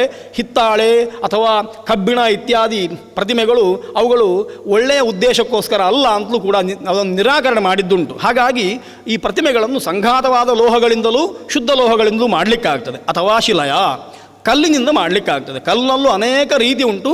ಆ ರೀತಿಗಳನ್ನು ಪರೀಕ್ಷೆ ಮಾಡಿ ಅದರಿಂದ ಮಾಡಬಹುದು. ದಾರ್ವ, ಮರದಿಂದಲೂ ಪ್ರತಿಮೆಯನ್ನು ಮಾಡಬಹುದು. ಅಥವಾ ಮೃದ, ಮಣ್ಣಿನಿಂದಲೂ ಮಾಡಬಹುದು. ಮಣ್ಣಿನಿಂದ ಮಾಡುವ ಪ್ರತಿಮೆ 2 ರೀತಿ ಉಂಟು, ಪಕ್ವ ಅಪಕ್ವ ಭೇದದಿಂದ. ಪಕ್ವ ಅಂತಂದರೆ ಮಣ್ಣಿನಿಂದ ಪ್ರತಿಮೆ ಮಾಡಿ ಅದನ್ನು ಮತ್ತೆ ಬಿಸಿ ಮಾಡಬೇಕು. ಅಪಕ್ವ ಅಂತಂದರೆ ಮಣ್ಣಿನಿಂದ ಪ್ರತಿಮೆಯನ್ನು ಮಾಡಿ ಹಾಗೆ ಅದನ್ನು ಒಣಗಿಸಿದರೆ ಸಾಕು. ಈ ರೀತಿಯಲ್ಲಿ ನಾವು ಅಷ್ಟಮಿಯ ಹೊತ್ತಿಗೆ, ಕೃಷ್ಣಾಷ್ಟಮಿಯ ಹೊತ್ತಿಗೆ ಮಾಡುವ ಮಣ್ಣಿನ ಮೂರ್ತಿ, ಚತುರ್ಥಿಯ ಹೊತ್ತಿಗೆ ಮಾಡುವ ಗಣಪತಿಯ ಮಣ್ಣಿನ ಮೂರ್ತಿಗಳೆಲ್ಲ ಅಪಕ್ವ ಬಿಂಬಗಳು. ಅವುಗಳನ್ನು ಬಿಸಿ ಮಾಡಲಿಕ್ಕೇನೂ ಇಲ್ಲ, ಒಣಗಿಸಬೇಕು, ಹೆಚ್ಚು ಒಣಗಿಸಬೇಕು ಅಂತಲೂ ಇಲ್ಲ. ಅವುಗಳು ಅದರ ನೀರಿನ ಅಂಶ ಹೋದರೆ ಸಾಕಾಗುತ್ತದೆ. ಆನಂತರ ಅದು ಕೆಲಸ ಆದಮೇಲೆ ಅದನ್ನು ಮತ್ತೆ ನೀರಿನಲ್ಲಿ ನಾವು ಮುಳುಗಿಸಿ ಬಿಡುವುದರಿಂದ ಅವುಗಳು ದೀರ್ಘಕಾಲ ಬಾಳಬೇಕು ಎನ್ನುವ ಉದ್ದೇಶ ಇಲ್ಲ. ದೀರ್ಘಕಾಲ ಬಾಳಬೇಕು ಅಂತಂದರೆ ಅದನ್ನು ವರ್ಣಲೇಪನಾದಿಗಳಿಂದ ಅದನ್ನು ಮತ್ತೆ ದೃಢ ಮಾಡಬೇಕು. ಹೀಗೆ ಮಣ್ಣಿನಿಂದ ಪ್ರತಿಮೆಯನ್ನು ಮಾಡುವ ವ್ಯವಸ್ಥೆಯನ್ನು ಆಚಾರ್ಯರು ಹೇಳಿದ್ದಾರೆ. ಅಂತಹ ಪ್ರತಿಮೆಯನ್ನು ಹೇಗೆ ಮಾಡುವುದು ಅಂತ ಹೇಳುವಾಗ ಪ್ರಧಾನವಾಗಿ 2 ಪ್ರತಿಮೆಗಳು, ಒಂದು ಕಲ್ಲಿನ ಪ್ರತಿಮೆ ಮಾಡುವಾಗ ಮತ್ತೊಂದು ಮರದ ಪ್ರತಿಮೆ ಮಾಡುವಾಗ ಈ ಕೆಲಸಗಳನ್ನು, ಈ ಮುಂದೆ ಹೇಳಲಿಕ್ಕೆ ಇರುವಂತಹ ಕೆಲಸಗಳನ್ನು ಮಾಡಬೇಕು. ಹೇಗೆ ಅಂತಂದರೆ, ಪ್ರತಿಮಾರ್ಥಂ ವ್ರಜನ್ ಪಂಚಧ್ವನಿಭಿರ್ ಮಂಗಲೈರ್ಯುತಃ. ಪ್ರತಿಮೆಗೋಸ್ಕರ ಪ್ರಯಾಣ ಮಾಡಬೇಕು ಆಚಾರ್ಯ ಯಜಮಾನನನ್ನು ಒಟ್ಟು ಸೇರಿಸಿಕೊಂಡು. ಪಂಚಧ್ವನಿಭಿಹಿ ಅಂತ ಹೇಳ್ತಾರೆ, 5 ಧ್ವನಿಗಳನ್ನು ಮಾಡ್ತಾ, ವಾದ್ಯಗಳು ಅಂತ. ಪಂಚಧ್ವನಿ ಅಂತ ಇಟ್ಟುಕೊಂಡಿದ್ದಾರೆ. ನಮ್ಮಲ್ಲಿ ದೇವಾಲಯಗಳಲ್ಲಿ ಪಂಚವಾದ್ಯ ಅಂತ ಉಂಟು. ಪಂಚವಾದ್ಯ ಯಾವುದು ಅಂತ ಕೇಳಿದರೆ ಅದನ್ನು ವ್ಯಾಖ್ಯಾನಕಾರರು ಬರೀತಾರೆ, ಅದು ದಂಡಾಹತ, ಕರಾಹತ, ನಖಾಹತ, ಅನಂತರ ಮುಖದಿಂದ ಉದ್ಭೂತವಾದಂಥದ್ದು, ಪರಸ್ಪರಾಹತ ಎನ್ನುವಂಥ 5 ವ್ಯವಸ್ಥೆಗಳು. ಒಂದು ವಾದ್ಯಕ್ಕೆ ಕೋಲಿನಿಂದ ಬಡಿದರೆ, ಡೋಲು ನಗಾರಿ ಇತ್ಯಾದಿಗಳು ದಂಡಾಹತ, ಕೋಲಿನಿಂದ ಬಡಿಯುವಂಥದ್ದು, ಅದು ಒಂದು ಧ್ವನಿಯನ್ನು ಮಾಡ್ತದೆ. ಅದೇ ರೀತಿಯಲ್ಲಿ ಕರಾಹತ, ಕೆಲವು ಮರ್ದಲ ತಬಲೆಯೋ ಮೃದಂಗವೋ ಇತ್ಯಾದಿಗಳನ್ನು ಕೋಲಿನಿಂದ ಬಾರಿಸುವುದಿಲ್ಲ, ಕೈಯಿಂದ ಬಾರಿಸ್ತೇವೆ, ಅದಕ್ಕೆ ಕರಾಹತ ಅಂತ ಹೆಸರು. ಕೆಲವು ತಂತಿವಾದ್ಯಗಳನ್ನು ಉಗುರಿನಿಂದ ಮೀಟುತ್ತೇವೆ, ಅದಕ್ಕೆ ನಖಾಹತ ಅಂತ ಹೆಸರು. ಅದೇ ರೀತಿಯಲ್ಲಿ ಕೆಲವು ವಾದ್ಯಗಳನ್ನು ಪರಸ್ಪರ ಹೊಡಿತೇವೆ, ತಾಳಗಳಿರ್ಬೋದು. ಉದಾಹರಣೆ ಸಣ್ಣ ಸಣ್ಣ ತಾಳ, ಕಂಚಿನ ತಾಳಗಳನ್ನು ಒಂದು ತಾಳಕ್ಕೆ ಮತ್ತೊಂದು ತಾಳವನ್ನೇ ಕುಟ್ಟುವುದಾಗ ಸ್ವರ ಬರ್ತದೆ, ಅದಕ್ಕೆ ಪರಸ್ಪರಾಹತ ಅಂತ ಹೆಸರು. ಅದೇ ರೀತಿಯಲ್ಲಿ ಮುಖದಿಂದ ಗಾಳಿಯನ್ನು ಊದಿ ಸುಶಿರವಾದ್ಯಗಳು ಅಂತ ಕರೀತೇವೆ. ಅಂತಹ ವಾದ್ಯಗಳು. ಹೀಗೆ ಈ 5 ವಾದ್ಯಗಳನ್ನು ಇಟ್ಟುಕೊಳ್ಬೇಕು. ಇದು ಪಂಚಮಂಗಲ ಧ್ವನಿಗಳು ಅಂತ ಅರ್ಥ. ಇಂತಹ ಪಂಚಧ್ವನಿಗಳನ್ನು ಮಾಡ್ತಾ ಹೋಗಬೇಕು. ಹಾಗಾಗಿ ಎಲ್ಲ ದೇವಸ್ಥಾನಗಳಲ್ಲಿ ಈ 5 ರೀತಿಯ ವಾದ್ಯಗಳು ಇರಬೇಕು ಅಂತ ಅರ್ಥ. ಇವತ್ತು ತಂತ್ರಿ ವಾದ್ಯಗಳ ಬಳಕೆ ಸ್ವಲ್ಪ ಕಮ್ಮಿ ಆಗಿದೆ. ನಖಾಹತ ಎನ್ನುವಂತಹ ತಂತ್ರಿ ವಾದ್ಯಗಳ ಬಳಕೆ ಕಮ್ಮಿ ಆಗಿದೆ. ಉಳಿದ ಎಲ್ಲ ವಾದ್ಯಗಳು ನಾವು ಸಾಮಾನ್ಯ ದೇವಸ್ಥಾನದಲ್ಲಿ ಕಾಣ್ತೇವೆ.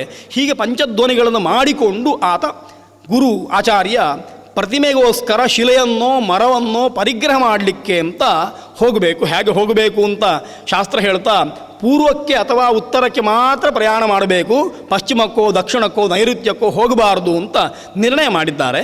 ಹಾಗಾಗಿ ಅಂತಹ ಜಾಗಕ್ಕೆ ಹೋಗಬೇಕು. ಮಂಗಲೈರ್ಯುತಃ ಅಂತ, ಇನ್ನು ಮಂಗಲ ವಸ್ತುಗಳನ್ನು ಹಿಡ್ಕೊಂಡು ಹೋಗಬೇಕು ಅಂತ ಅರ್ಥ. ಗಂಧ, ಪುಷ್ಪ, ದರ್ಪಣ, ದೀಪ ಇತ್ಯಾದಿಗಳನ್ನೆಲ್ಲ ಹಿಡ್ಕೊಂಡು ಧಾರಣೆ ಮಾಡಿಕೊಂಡು ಹೋಗಬೇಕು. ಗತ್ವಾ ಶುಚಿಸ್ಥಲಂ ತತ್ರ ಶಿಲಾಂಚಯೋ ಪರೀಕ್ಷೆಯೇತ್. ಒಳ್ಳೆಯ ಜಾಗಕ್ಕೆ ಹೋಗಿ ಅಲ್ಲಿ ಕಲ್ಲನ್ನು ಪರೀಕ್ಷೆ ಮಾಡಬೇಕು ಅಂತ. ಸಹಾಯಕರು ಕಲ್ಲನ್ನೆಲ್ಲ ನೋಡಿ ಇಡಬೇಕು. ಪ್ರತಿಮೆಗೋಸ್ಕರವಾಗಿಯೇ ಲಭ್ಯವಾಗುವ ಕಲ್ಲುಗಳು ಅಂತಿದ್ದಾವೆ. ಅಂತಹ ಕಲ್ಲುಗಳನ್ನು ನೋಡಿ ಅದರ ಜಾಗವನ್ನು ಶುಚಿ ಮಾಡಿ ಇರಬೇಕು. ಆ ಜಾಗಕ್ಕೆ ಹೋಗಬೇಕು. ಹೋಗಿ ಮತ್ತೊಮ್ಮೆ ಪರೀಕ್ಷೆ ಮಾಡಬೇಕು. ಪರೀಕ್ಷೆ ಮಾಡುವುದು ಹೇಗೆ ಅಂತ ಕೇಳಿದರೆ, ಧ್ವನಿಭೇದೇನ ವಿಜ್ಞಾಯ ಶಿಲಾಂ ಗರ್ಭವತೀಂ ತ್ಯಜೇತ್ ಮೂಲಮಂತ್ರಂ ಜಪನ್ ವಿಷ್ಣುಂ ಧ್ಯಾಯನ್ ತಿಷ್ಠೇದ್ ಉಪೋಷಿತಃ ಅಂತ ಆ ವಿವರಗಳನ್ನು ಬೇರೆ ಶಿಲ್ಪಶಾಸ್ತ್ರ ಗ್ರಂಥಗಳು ತುಂಬ ವಿಸ್ತಾರವಾಗಿ ಕೊಟ್ಟಿದ್ದಾವೆ. ಸ್ಥೂಲವಾಗಿ ಆಚಾರ್ಯರು ಹೇಳ್ತಾ ಹೋಗಿದ್ದಾರೆ. ಕಲ್ಲನ್ನು ಪರೀಕ್ಷೆ ಮಾಡೋದು ಹೇಗೆ ಅಂತಂದರೆ, ಟಂಕದಿಂದ ಅಥವಾ ಚೇಣಿನಿಂದ ಅಥವಾ ಸುತ್ತಿಗೆಯಿಂದ ಕಲ್ಲನ್ನು ಬಡಿಬೇಕಂತೆ. ಬಡಿದ್ರೆ ಅದರಲ್ಲಿ ಧ್ವನಿ ಬರಬೇಕು. ಧ್ವನಿ ಬಾರದೇ ಇದ್ದರೆ ಆ ಕಲ್ಲನ್ನು ತ್ಯಾಗ ಮಾಡಬೇಕು. ಉದಾಹರಣೆ, ನಮ್ಮಲ್ಲಿ ಮುರಕಲ್ಲು ಅಂತ ಒಂದು ಉಂಟು, ಕೆಂಪು ಕಲ್ಲು ಅಂತ ಕರೀತೇವೆ. ಅಂತಹ ಕಲ್ಲಿಗೆ ಸುತ್ತಿಗೆಯಿಂದ ಬಡಿದ್ರೆ ಯಾವ ಧ್ವನಿಯೂ ಬರೋದಿಲ್ಲ. ಪಾದೇಕಲ್ಲು ಅಂತ ಕರೆಯುವ ಗ್ರಾನೈಟ್ ಏನುಂಟು, ಅದಕ್ಕೆ ಸ್ವಲ್ಪ ಬಡಿದ್ರೆ ಒಂದು ಮಧ್ಯಮ ಧ್ವನಿ ಬರ್ತದೆ. ಆ ಗ್ರಾನೈಟ್ನಲ್ಲಿ ತುಂಬ ಗಟ್ಟಿಯಾದ ಕಲ್ಲು ಸಿಗ್ತದೆ. ಆ ಕಲ್ಲಿಗೆ ಬಡಿದ್ರೆ ಗಂಟೆಯ ಧ್ವನಿ ಬರ್ತದೆ. ಅದು ತುಂಬ ಸಾಂದ್ರವಾದಂಥದ್ದು. ಈ ಕಲ್ಲಿನಲ್ಲಿ ಸಾಂದ್ರತೆ ಕಮ್ಮಿ ಆದ ಹಾಗೆ ಧ್ವನಿ ಬರುವಂಥದ್ದು ಕಮ್ಮಿ ಆಗ್ತದೆ. ಧ್ವನಿ ಅದು ತುಂಬ ಅಗಲವಾಗ್ತದೆ. ಧ್ವನಿಯ ತರಂಗಗಳು ಸಾಂದ್ರತೆ ಹೆಚ್ಚಾದ ಹಾಗೆ ಧ್ವನಿ ಸೂಕ್ಷ್ಮವಾಗಿ ಬರ್ತದೆ, ಸಣ್ಣ ಸಣ್ಣ ಧ್ವನಿ ಬರ್ತದೆ. ಹಾಗಾಗಿ ಬಿಂಬ ಎನ್ನುವಂಥದ್ದು ತುಂಬ ಅದು ಗಟ್ಟಿಯಾಗಿ ಮಾಡಬೇಕಾದ ಸಾಧನ. ಆದ್ದರಿಂದ ಅದನ್ನು ಪುರುಷ ಶಿಲೆಯಿಂದ ಮಾಡಬೇಕು ಅಂತ. ಪೀಠವನ್ನು ಸ್ತ್ರೀ ಶಿಲೆಯಿಂದ ಮಾಡಬೇಕು, ಅದಕ್ಕೆ ಬಿಂಬಕ್ಕೆ ಒಗ್ಗಿಕೊಳ್ಬೇಕಾದ್ರಿಂದ. ಒಳಗೆ ಇರುವಂತಹ ಪಿಂಡಿಕೆಯನ್ನು ನಪುಂಸಕ ಶಿಲೆಯಿಂದ ಮಾಡಬೇಕು. ಹಾಗಾದರೆ ಈ ಕಲ್ಲುಗಳಲ್ಲಿ ಸ್ತ್ರೀ ನಪುಂಸಕ ಭೇದಗಳನ್ನು ಅರಿಯುವಂಥದ್ದು ಹೇಗೆ? ಯಾವ ಕಲ್ಲು ಸ್ತ್ರೀ, ಯಾವ ಕಲ್ಲು ಪುರುಷ, ಯಾವ ಕಲ್ಲು ನಪುಂಸಕ ಅಂತ ತಿಳಿಯುವುದು ಹೇಗೆ ಅಂದರೆ, ಧ್ವನಿ ಭೇದೇನ ವಿಜ್ಞಾಯ ಅಂತ ಆಚಾರ್ಯರು ಒಂದೇ ಮಾತು ಹೇಳ್ತಾರೆ. ಶಿಲ್ಪಶಾಸ್ತ್ರ ಗ್ರಂಥಗಳು ಇದಕ್ಕೆ ಪುಟಗಟ್ಟಲೆ ಹೇಳಿದ್ದಾವೆ. ಅಂದರೆ ಅದನ್ನು ಅರಿಯುವುದು ಹೇಗೆ ಅಂತ. ಅನೇಕ ರೀತಿಯ ಧ್ವನಿಗಳನ್ನು ಹೊರಡಿಸುವಂಥ ಶಿಲೆಗಳನ್ನು ನೋಡಿ ಇದು ಪುರುಷನೋ ಇದು ಸ್ತ್ರೀಯೋ ಇದು ನಪುಂಸಕವೋ ಅಂತ ನೋಡಲಿಕ್ಕೆ ಬರ್ತದೆ. ಹಾಗಾಗಿ ಅಂತಹ ಧ್ವನಿಗಳಿಂದ ನೋಡಬೇಕು ಅಂತ. ಸಾಮಾನ್ಯವಾಗಿ ಕಂಚಿನ ಘಂಟೆಯ ಧ್ವನಿ ಬಂದರೆ, ಕಂಚಿನ ಕಾಂಸ್ಯ ಗಂಟೆಯನ್ನು ಬಾರಿಸುವಾಗ ಅಥವಾ ಗಂಟಾಮಣಿಯನ್ನು ಬಾರಿಸುವಾಗ ಹೇಗೆ ಟಣ್ ಟಣ್ ಅಂತ ಕೇಳ್ತದೋ ಶಬ್ದ, ಆ ರೀತಿಯ ಧ್ವನಿ ಕಲ್ಲನ್ನು ಬಡಿಯುವಾಗ ಬಂದರೆ ಅದನ್ನು ಪುರುಷ ಶಿಲೆ ಅಂತ ಭಾವಿಸಿಕೊಳ್ಬೇಕು. ಆ ಧ್ವನಿ ಸ್ವಲ್ಪ ದಪ್ಪವಾದರೆ ಅದನ್ನು ಸ್ತ್ರೀ ಶಿಲೆ ಅಂತ ಭಾವಿಸಿಕೊಳ್ಬೇಕು. ಆ ಧ್ವನಿಯೇ ಬಾರದಿದ್ದರೆ, ಧ್ವನಿ ಅಂತಂದರೆ ಜರ್ಜರವಾದ ಧ್ವನಿ, ಗರ್ಗರವಾದ ಧ್ವನಿ ಬಂದರೆ ಆಗ ಅದನ್ನು ನಪುಂಸಕ ಶಿಲೆ ಅಂತ ಭಾವಿಸಿಕೊಳ್ಬೇಕು ಅಂತ. ಹೀಗೆ ಧ್ವನಿ ತೀವ್ರವಾದಷ್ಟು ಅದು ಪುರುಷವಾಗ್ತದೆ, ಸ್ವಲ್ಪ ಮಂದವಾದಷ್ಟು ಸ್ತ್ರೀ ಆಗ್ತದೆ. ಧ್ವನಿಯೇ ಬಾರದೇ ಹೋದರೆ ಅದು ನಪುಂಸಕವಾಗ್ತದೆ ಎನ್ನುವ ದೃಷ್ಟಿಯನ್ನು ಇಟ್ಕೊಳ್ಬೇಕು. ಇದಕ್ಕೆ ಶಿಲ್ಪಿಗಳಿಗೆ ಪರಂಪರೆಯಿಂದ ಉಪದೇಶ ಇರ್ತದೆ.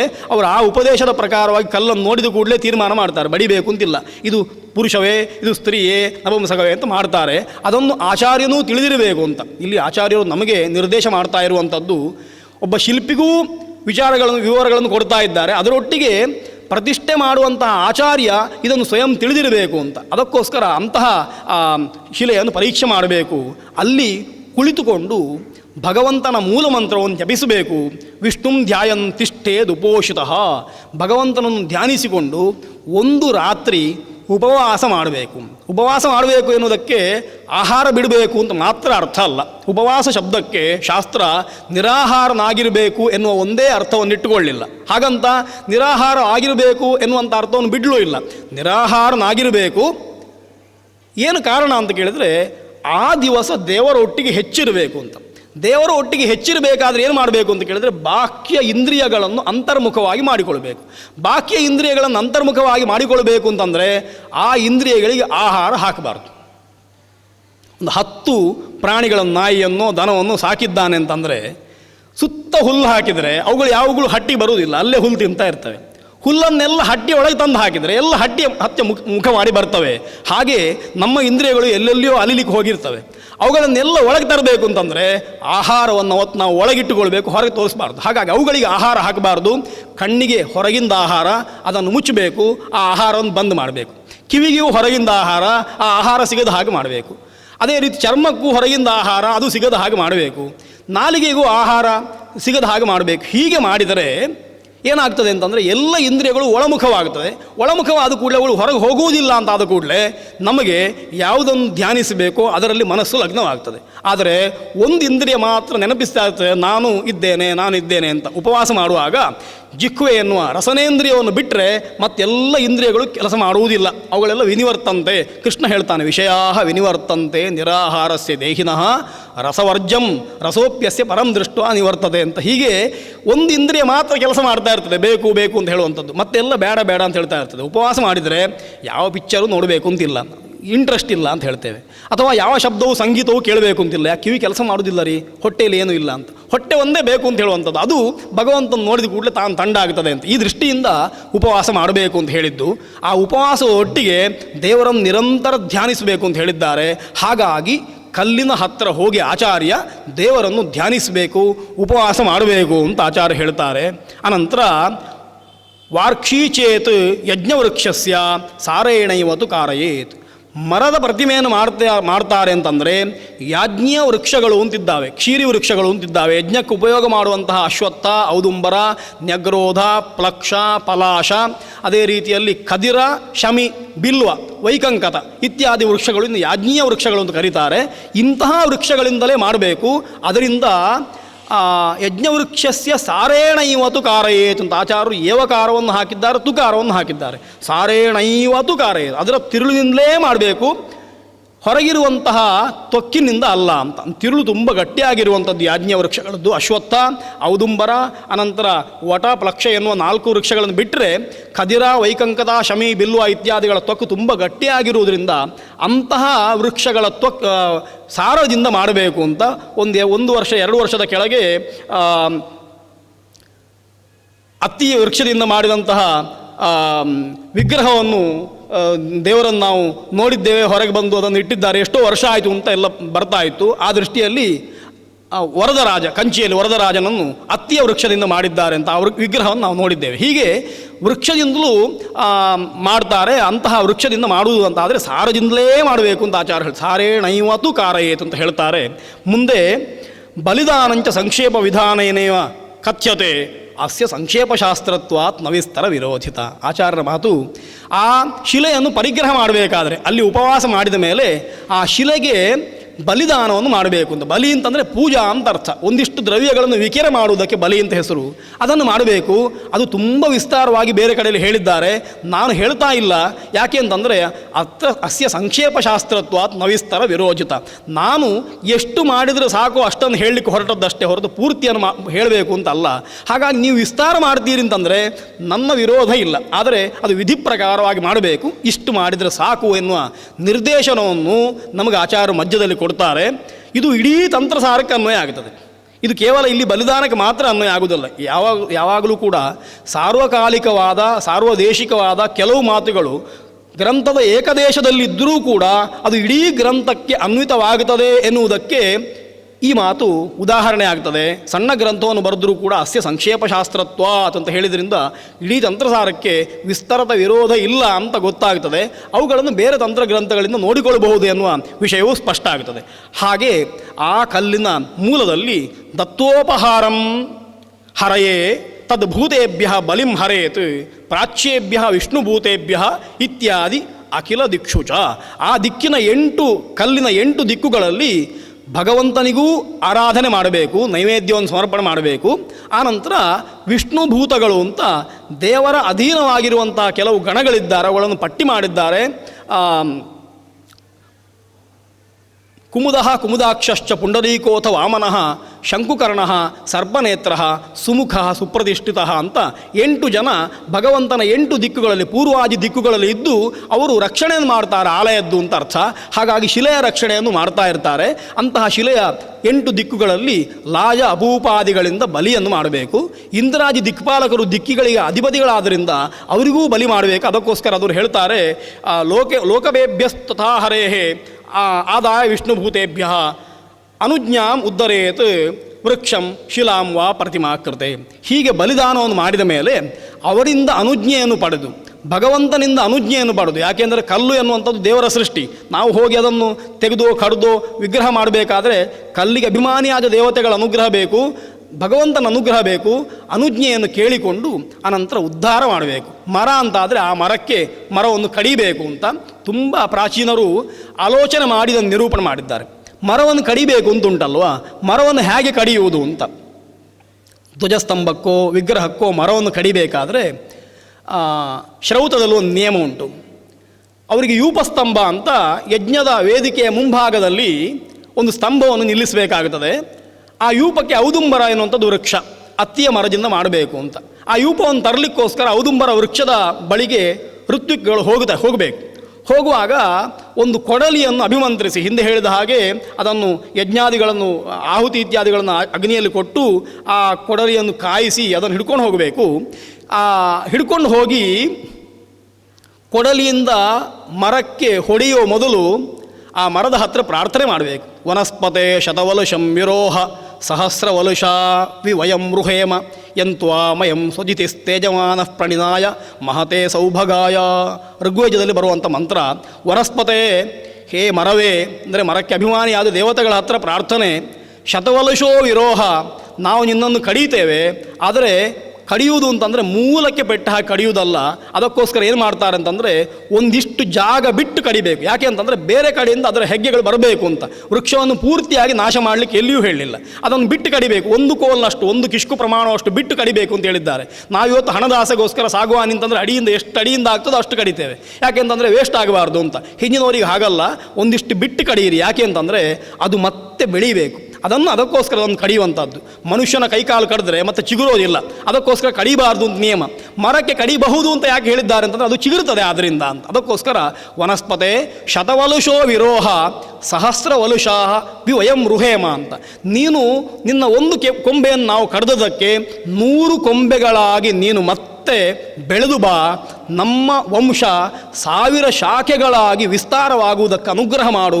ಸಹಸ್ರವಲುಷಾ ವಿವಯಂ ರುಹೇಮ, ನಾವು ಕೂಡ ನಿನ್ನ ಹಾಗೆ 1000 ಶಾಖೆಗಳಾಗಿ ವಿಸ್ತಾರವಾಗುತ್ತೇವೆ, ಅದಕ್ಕೆ ನೀನು ಅನುಗ್ರಹ ಮಾಡು. ಯಂತ್ವಾಮಯಂ ಸ್ವಜಿತಿಸ್ತೇಜಮಾನ ಪ್ರಣಿನಾಯ ಮಹತೆ ಸೌಭಗಾಯ. ನಿನ್ನನ್ನು ಕಡೀಲಿಕ್ಕೆ ಯಾವ ಕೊಡಲಿಯನ್ನು ತಗೊಂಡು ಬರ್ತಾ ಇದ್ದೇನೋ ಆ ಕೊಡಲಿ ನನಗೆ ಒಳ್ಳೆಯದನ್ನು ಮಾಡಲಿ, ಕೆಟ್ಟದನ್ನು ಮಾಡದಿರಲಿ ಅಂತ ಅರ್ಥ. ನಿನ್ನನ್ನು ಕಡಿಯುವಂತಹ ಸ್ವದಿತಿ ಅಂತಂದರೆ ಕೊಡಲಿ, ಅಂತಹ ಕೊಡಲಿ ನನಗೆ ಒಳ್ಳೆಯದನ್ನು ಮಾಡಲಿ ಅಂತಂದರೆ ಯಜ್ಞಕ್ಕೆ ಉಪಯೋಗವಾಗಲಿ, ಯಾವುದೇ ಅಸ್ತ್ರಶಸ್ತ್ರಗಳು ನಮ್ಮ ಹಿಂಸೆಗೆ ಕಾರಣವಾಗದೇ ಇರಲಿ ಅಂತ ಪ್ರಾರ್ಥನೆ ಮಾಡಿ ಆ ಕಡಿದ ಮೇಲೆ ಅದರ ಕಾಂಡದ ಮೇಲೆ, ಮರದ ಬೊಡ್ಡೆಯ ಮೇಲೆ ಇನ್ನು ಚಿಗುರಬೇಕಲ್ವಾ, ಅದಕ್ಕೋಸ್ಕರ ಒಂದು ಆಹುತಿ, ಘೃತಾಹುತಿಯನ್ನು ಕೊಡಲಿಕ್ಕುಂಟು. ಅದರ ಮೇಲೆ ನೀನು ಬೆಳಿ ಅಂತ ಈ ಮಂತ್ರವನ್ನು ಹೇಳಿ ಪ್ರಾರ್ಥನೆ ಮಾಡಿ ಕೊಡಲಿಕ್ಕುಂಟು. ಅದಕ್ಕೋಸ್ಕರ ಹೇಳ್ತಾರೆ ಮರದ ಮೇಲೆ ಆಹುತಿ ಕೊಡೋದು ಹೇಗೆ? ಅಗ್ನಿ ಇಲ್ಲಲ್ವ, ಅಗ್ನಿ ಇದ್ದಲ್ಲಿ ಆಹುತಿ ಕೊಡಬೇಕು. ಅದಕ್ಕೋಸ್ಕರ ನೇಮ ಮಾಡಿದ್ದಾರೆ. ಹಿರಣ್ಯಮುಪಾಸ್ಯ ಜುಹೋತಿ, ಒಂದು ಚಿನ್ನದ ತುಂಡನ್ನು ಅದರ ಮೇಲೆ ಇಟ್ಟು ಅದನ್ನು ಅಗ್ನಿ ಅಂತ ಭಾವಿಸಿ ಅದಕ್ಕೆ ಆಹುತಿ ಕೊಡಬೇಕು ಅಂತ. ಹೀಗೆ ಮರವನ್ನು ಕಡಿಯುವಾಗಲೂ ಕೂಡ ಅದನ್ನು ದೇವರು ಅಂತ ಭಾವಿಸಿ ಶ್ರದ್ಧೆಯಿಂದ ಕಡಿಬೇಕು. ಈ ರೀತಿಯಲ್ಲಿ ಮರವನ್ನು ಕಡಿಬೇಕು ಅಂತ ಆಚಾರ ತೋರಿಸಿಕೊಡ್ತಾರೆ. ವೃಕ್ಷ ಅಂತಾದರೆ ಕಡಿಬೇಕು, ಕಲ್ಲು ಅಂತಾದರೆ ಆ ಕಲ್ಲನ್ನು ಎಬ್ಬಿಸಬೇಕು. ಎಬ್ಬಿಸುವುದು ಹೇಗೆ ಅಂತಂದರೆ ಕಲ್ಲು ಮಲಗಿರ್ತದೆ ಅಂತ ಸಂಕಲ್ಪ. ಯಾವುದೇ ಒಂದು ಕಲ್ಲನ್ನು ಪ್ರತಿಮೆಗೋಸ್ಕರ ಪೀಠಕ್ಕೋಸ್ಕರ ನಾವು ಪರಿಗ್ರಹ ಮಾಡ್ತೇವೆ ಅಂತಂದರೆ ಆ ಕಲ್ಲು ಭೂಮಿಯ ಒಳಗೆ ಮಗ್ನವಾಗಿರಬೇಕು. ಸಿದ್ಧಾದ್ರ್ಯಾಕರ ಸಂಭವ ವಸುಮತಿ ಮಗ್ನ ಅಂತ ಹೇಳಿದ್ದಾರೆ. ಭೂಮಿಯ ಒಳಗೆ ಅದು ಮಗ್ನವಾಗಿರಬೇಕು ಅಂತ ಅರ್ಥ. ಅದರಲ್ಲಿ ಯಾವುದೇ ದೋಷ ಇರಬಾರ್ದು, ಗರ್ಭಾದಿಗಳಿರಬಾರ್ದು ಅಂತ ಅರ್ಥ. ಅಂತಹ ಕಲ್ಲನ್ನು ಎಬ್ಬಿಸುವುದು ಹೇಗೆ ಅಂತಂದರೆ ಯತ್ ಕಾಷ್ಟಾಭಿಮುಖಿ ಸಮುತ್ಥಿತವತಿ ಸ್ಥಾಪ್ಯ ಚ ತದ್ದಿಂಗ್ಮುಖಿ ಅಂತ ಒಂದು ನಿಯಮ ಮಾಡಿದ್ದಾರೆ ಶಿಲ್ಪಶಾಸ್ತ್ರದಲ್ಲಿ.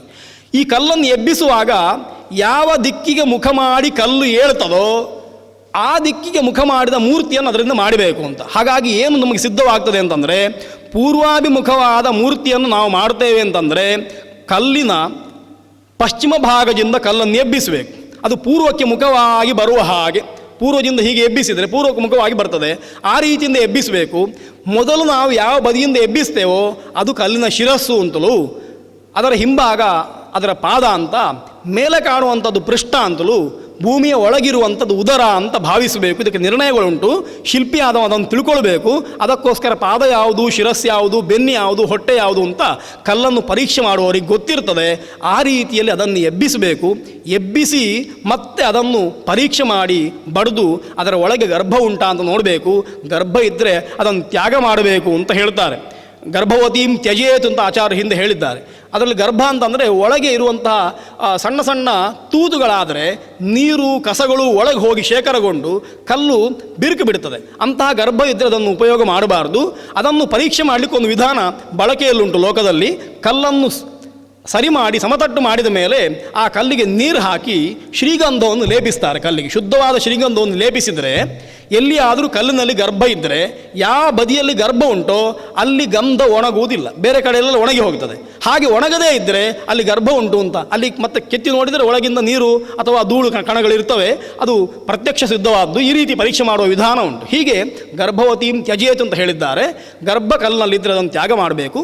ಈ ರೀತಿಯಲ್ಲಿ ಕಲ್ಲನ್ನು ಪರಿಗ್ರಹ ಮಾಡಿ ಆ ಕಲ್ಲನ್ನು ಪ್ರತಿಮೆಗೋಸ್ಕರ ಅದರಲ್ಲಿ ಮಾಡಬೇಕು. ಅಷ್ಟೇ ಅಲ್ಲ, ಪ್ರತಿಮಾಂ ಪಿಂಡಿಕಾಂ ಪೀಠಂ ಶಿಲಾಭಿಸ್ತು ತ್ರಿಜಾತಿಭಿಹಿ, ಪುರುಷ ಶಿಲೆಯಿಂದ ಪ್ರತಿಮೆಯನ್ನು, ಸ್ತ್ರೀ ಶಿಲೆಯಿಂದ ಪೀಠವನ್ನು, ನಪುಂಸಕ ಶಿಲೆಯಿಂದ ಪಿಂಡಿಕೆಯನ್ನು, ತ್ರಿಜಾತಿಭಿಹಿ 3 ಜಾತಿಯ ಶಿಲೆಗಳಿಂದ ಮಾಡಬೇಕು.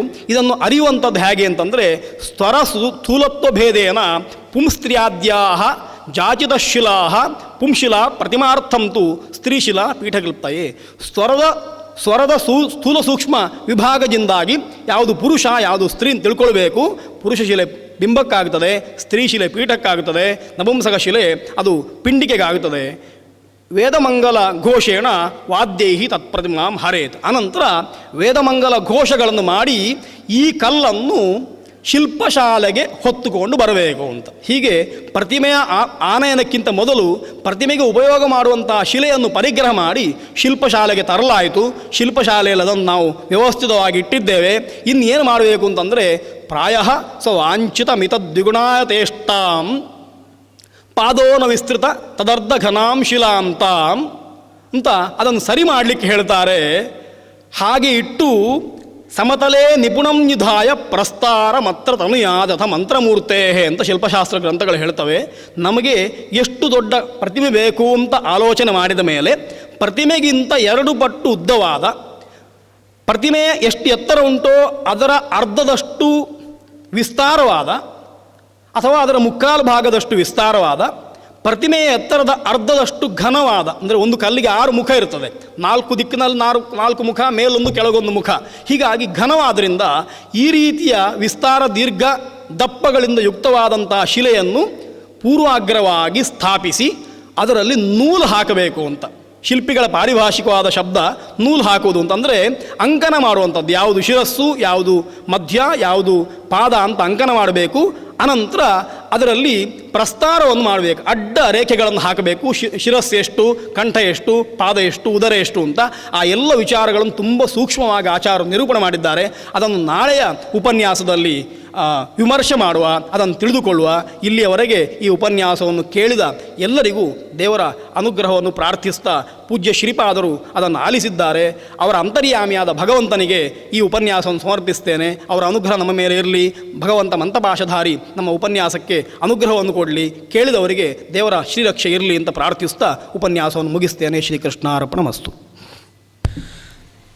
ಶಿಲ್ಪಾಧ್ಯಾಯದ ಅಪರೂಪದ ಸಂಗತಿಗಳು ಸಾಮಾನ್ಯರಾಗಿ ನಮಗೂ ಕೂಡ ದೇವಸ್ಥಾನದ ಒಳಗೆ ಹೋಗುವಾಗ ಅದು ಭಗವಂತನದ್ದೇ ಸ್ಥೂಲ ಶರೀರ. ಹಾಗಾಗಿ ಅಲ್ಲಿ ನಾವು ಮಾಡುವ ಪ್ರತಿಯೊಂದು ಚರ್ಯೆಯೂ ಕೂಡ ಭಗವಂತನಿಗೆ ಅವಮಾನ ಆಗದಂತೆ ಇರಬೇಕು ಅನ್ನುವುದರ ಸುಂದರವಾದ ನಿರೂಪಣೆಯನ್ನು ಮಾಡಿ, ಪ್ರಕೃತಿಯ ಪ್ರಿಯನಾಗಿ ಭಗವಂತ ತಾನು ತನ್ನ ಒಂದು ಪ್ರತಿಮೆಯನ್ನು ಸೃಷ್ಟಿಸಿಕೊಳ್ಳುವುದಕ್ಕೆ ಹೇಳಿದ ತಂತ್ರಗ್ರಂಥಗಳಲ್ಲೂ ಕೂಡ ಇನ್ನೊಂದು ಪ್ರತಿಮೆಯಾಗಿ ಇರುವ, ಅದು ಕಲ್ಲಿರಬಹುದು, ಮರ ಇರಬಹುದು, ಅದನ್ನು ಸ್ವೀಕರಿಸುವಾಗಲೂ ಅದಕ್ಕೆ ಎಷ್ಟು ಗಮನ ಹರಿಸಬೇಕು, ಎಷ್ಟು ನಾವು ಅನಿವಾರ್ಯವಾದ ಕೆಲಸಕ್ಕಾಗಿ ಅದನ್ನು ಕಡಿಯುವ, ಬಡಿಯುವ, ಹೊಡೆಯುವ ವ್ಯವಸ್ಥೆ ಇದ್ದಾಗಲೂ ಅದರ ಬಗ್ಗೆ ಕೃತಜ್ಞತೆಯನ್ನು ಒಪ್ಪಿಸಿ ಪ್ರಾರ್ಥಿಸಿ ಅದನ್ನು ಉಪಯೋಗಿಸಿಕೊಳ್ಬೇಕು ಅನ್ನೋದರ ಮಾಹಿತಿಗಳನ್ನು ನಾವು ಇವತ್ತಿನ ಚಿಂತನೆಯಲ್ಲಿ ಭಗವಂತನ ಅನುಗ್ರಹ ಸಂಪಾದಿಸಲಿಕ್ಕೆ ಬೇಕಾದ ಮುಖ್ಯವಾದ ದಾರಿಗಳಲ್ಲಿ ಇದು ಪರಿಸರದ ಪ್ರಜ್ಞೆಯೂ ಕೂಡ ಅತ್ಯಂತ ಮುಖ್ಯ ಅನ್ನೋದನ್ನು ತಿಳಿದುಕೊಂಡೆವು. ನಾಳೆ ಇದರ ಮುಂದುವರಿಕೆಯನ್ನು ನಡೆಸಿಕೊಡ್ತಾರೆ. ಎಲ್ಲರಿಗೂ ಕೂಡ ಮತ್ತೊಮ್ಮೆ ಕೃತಜ್ಞತೆಗಳನ್ನು ಅರ್ಪಿಸ್ತಾ ನಮಸ್ಕಾರ.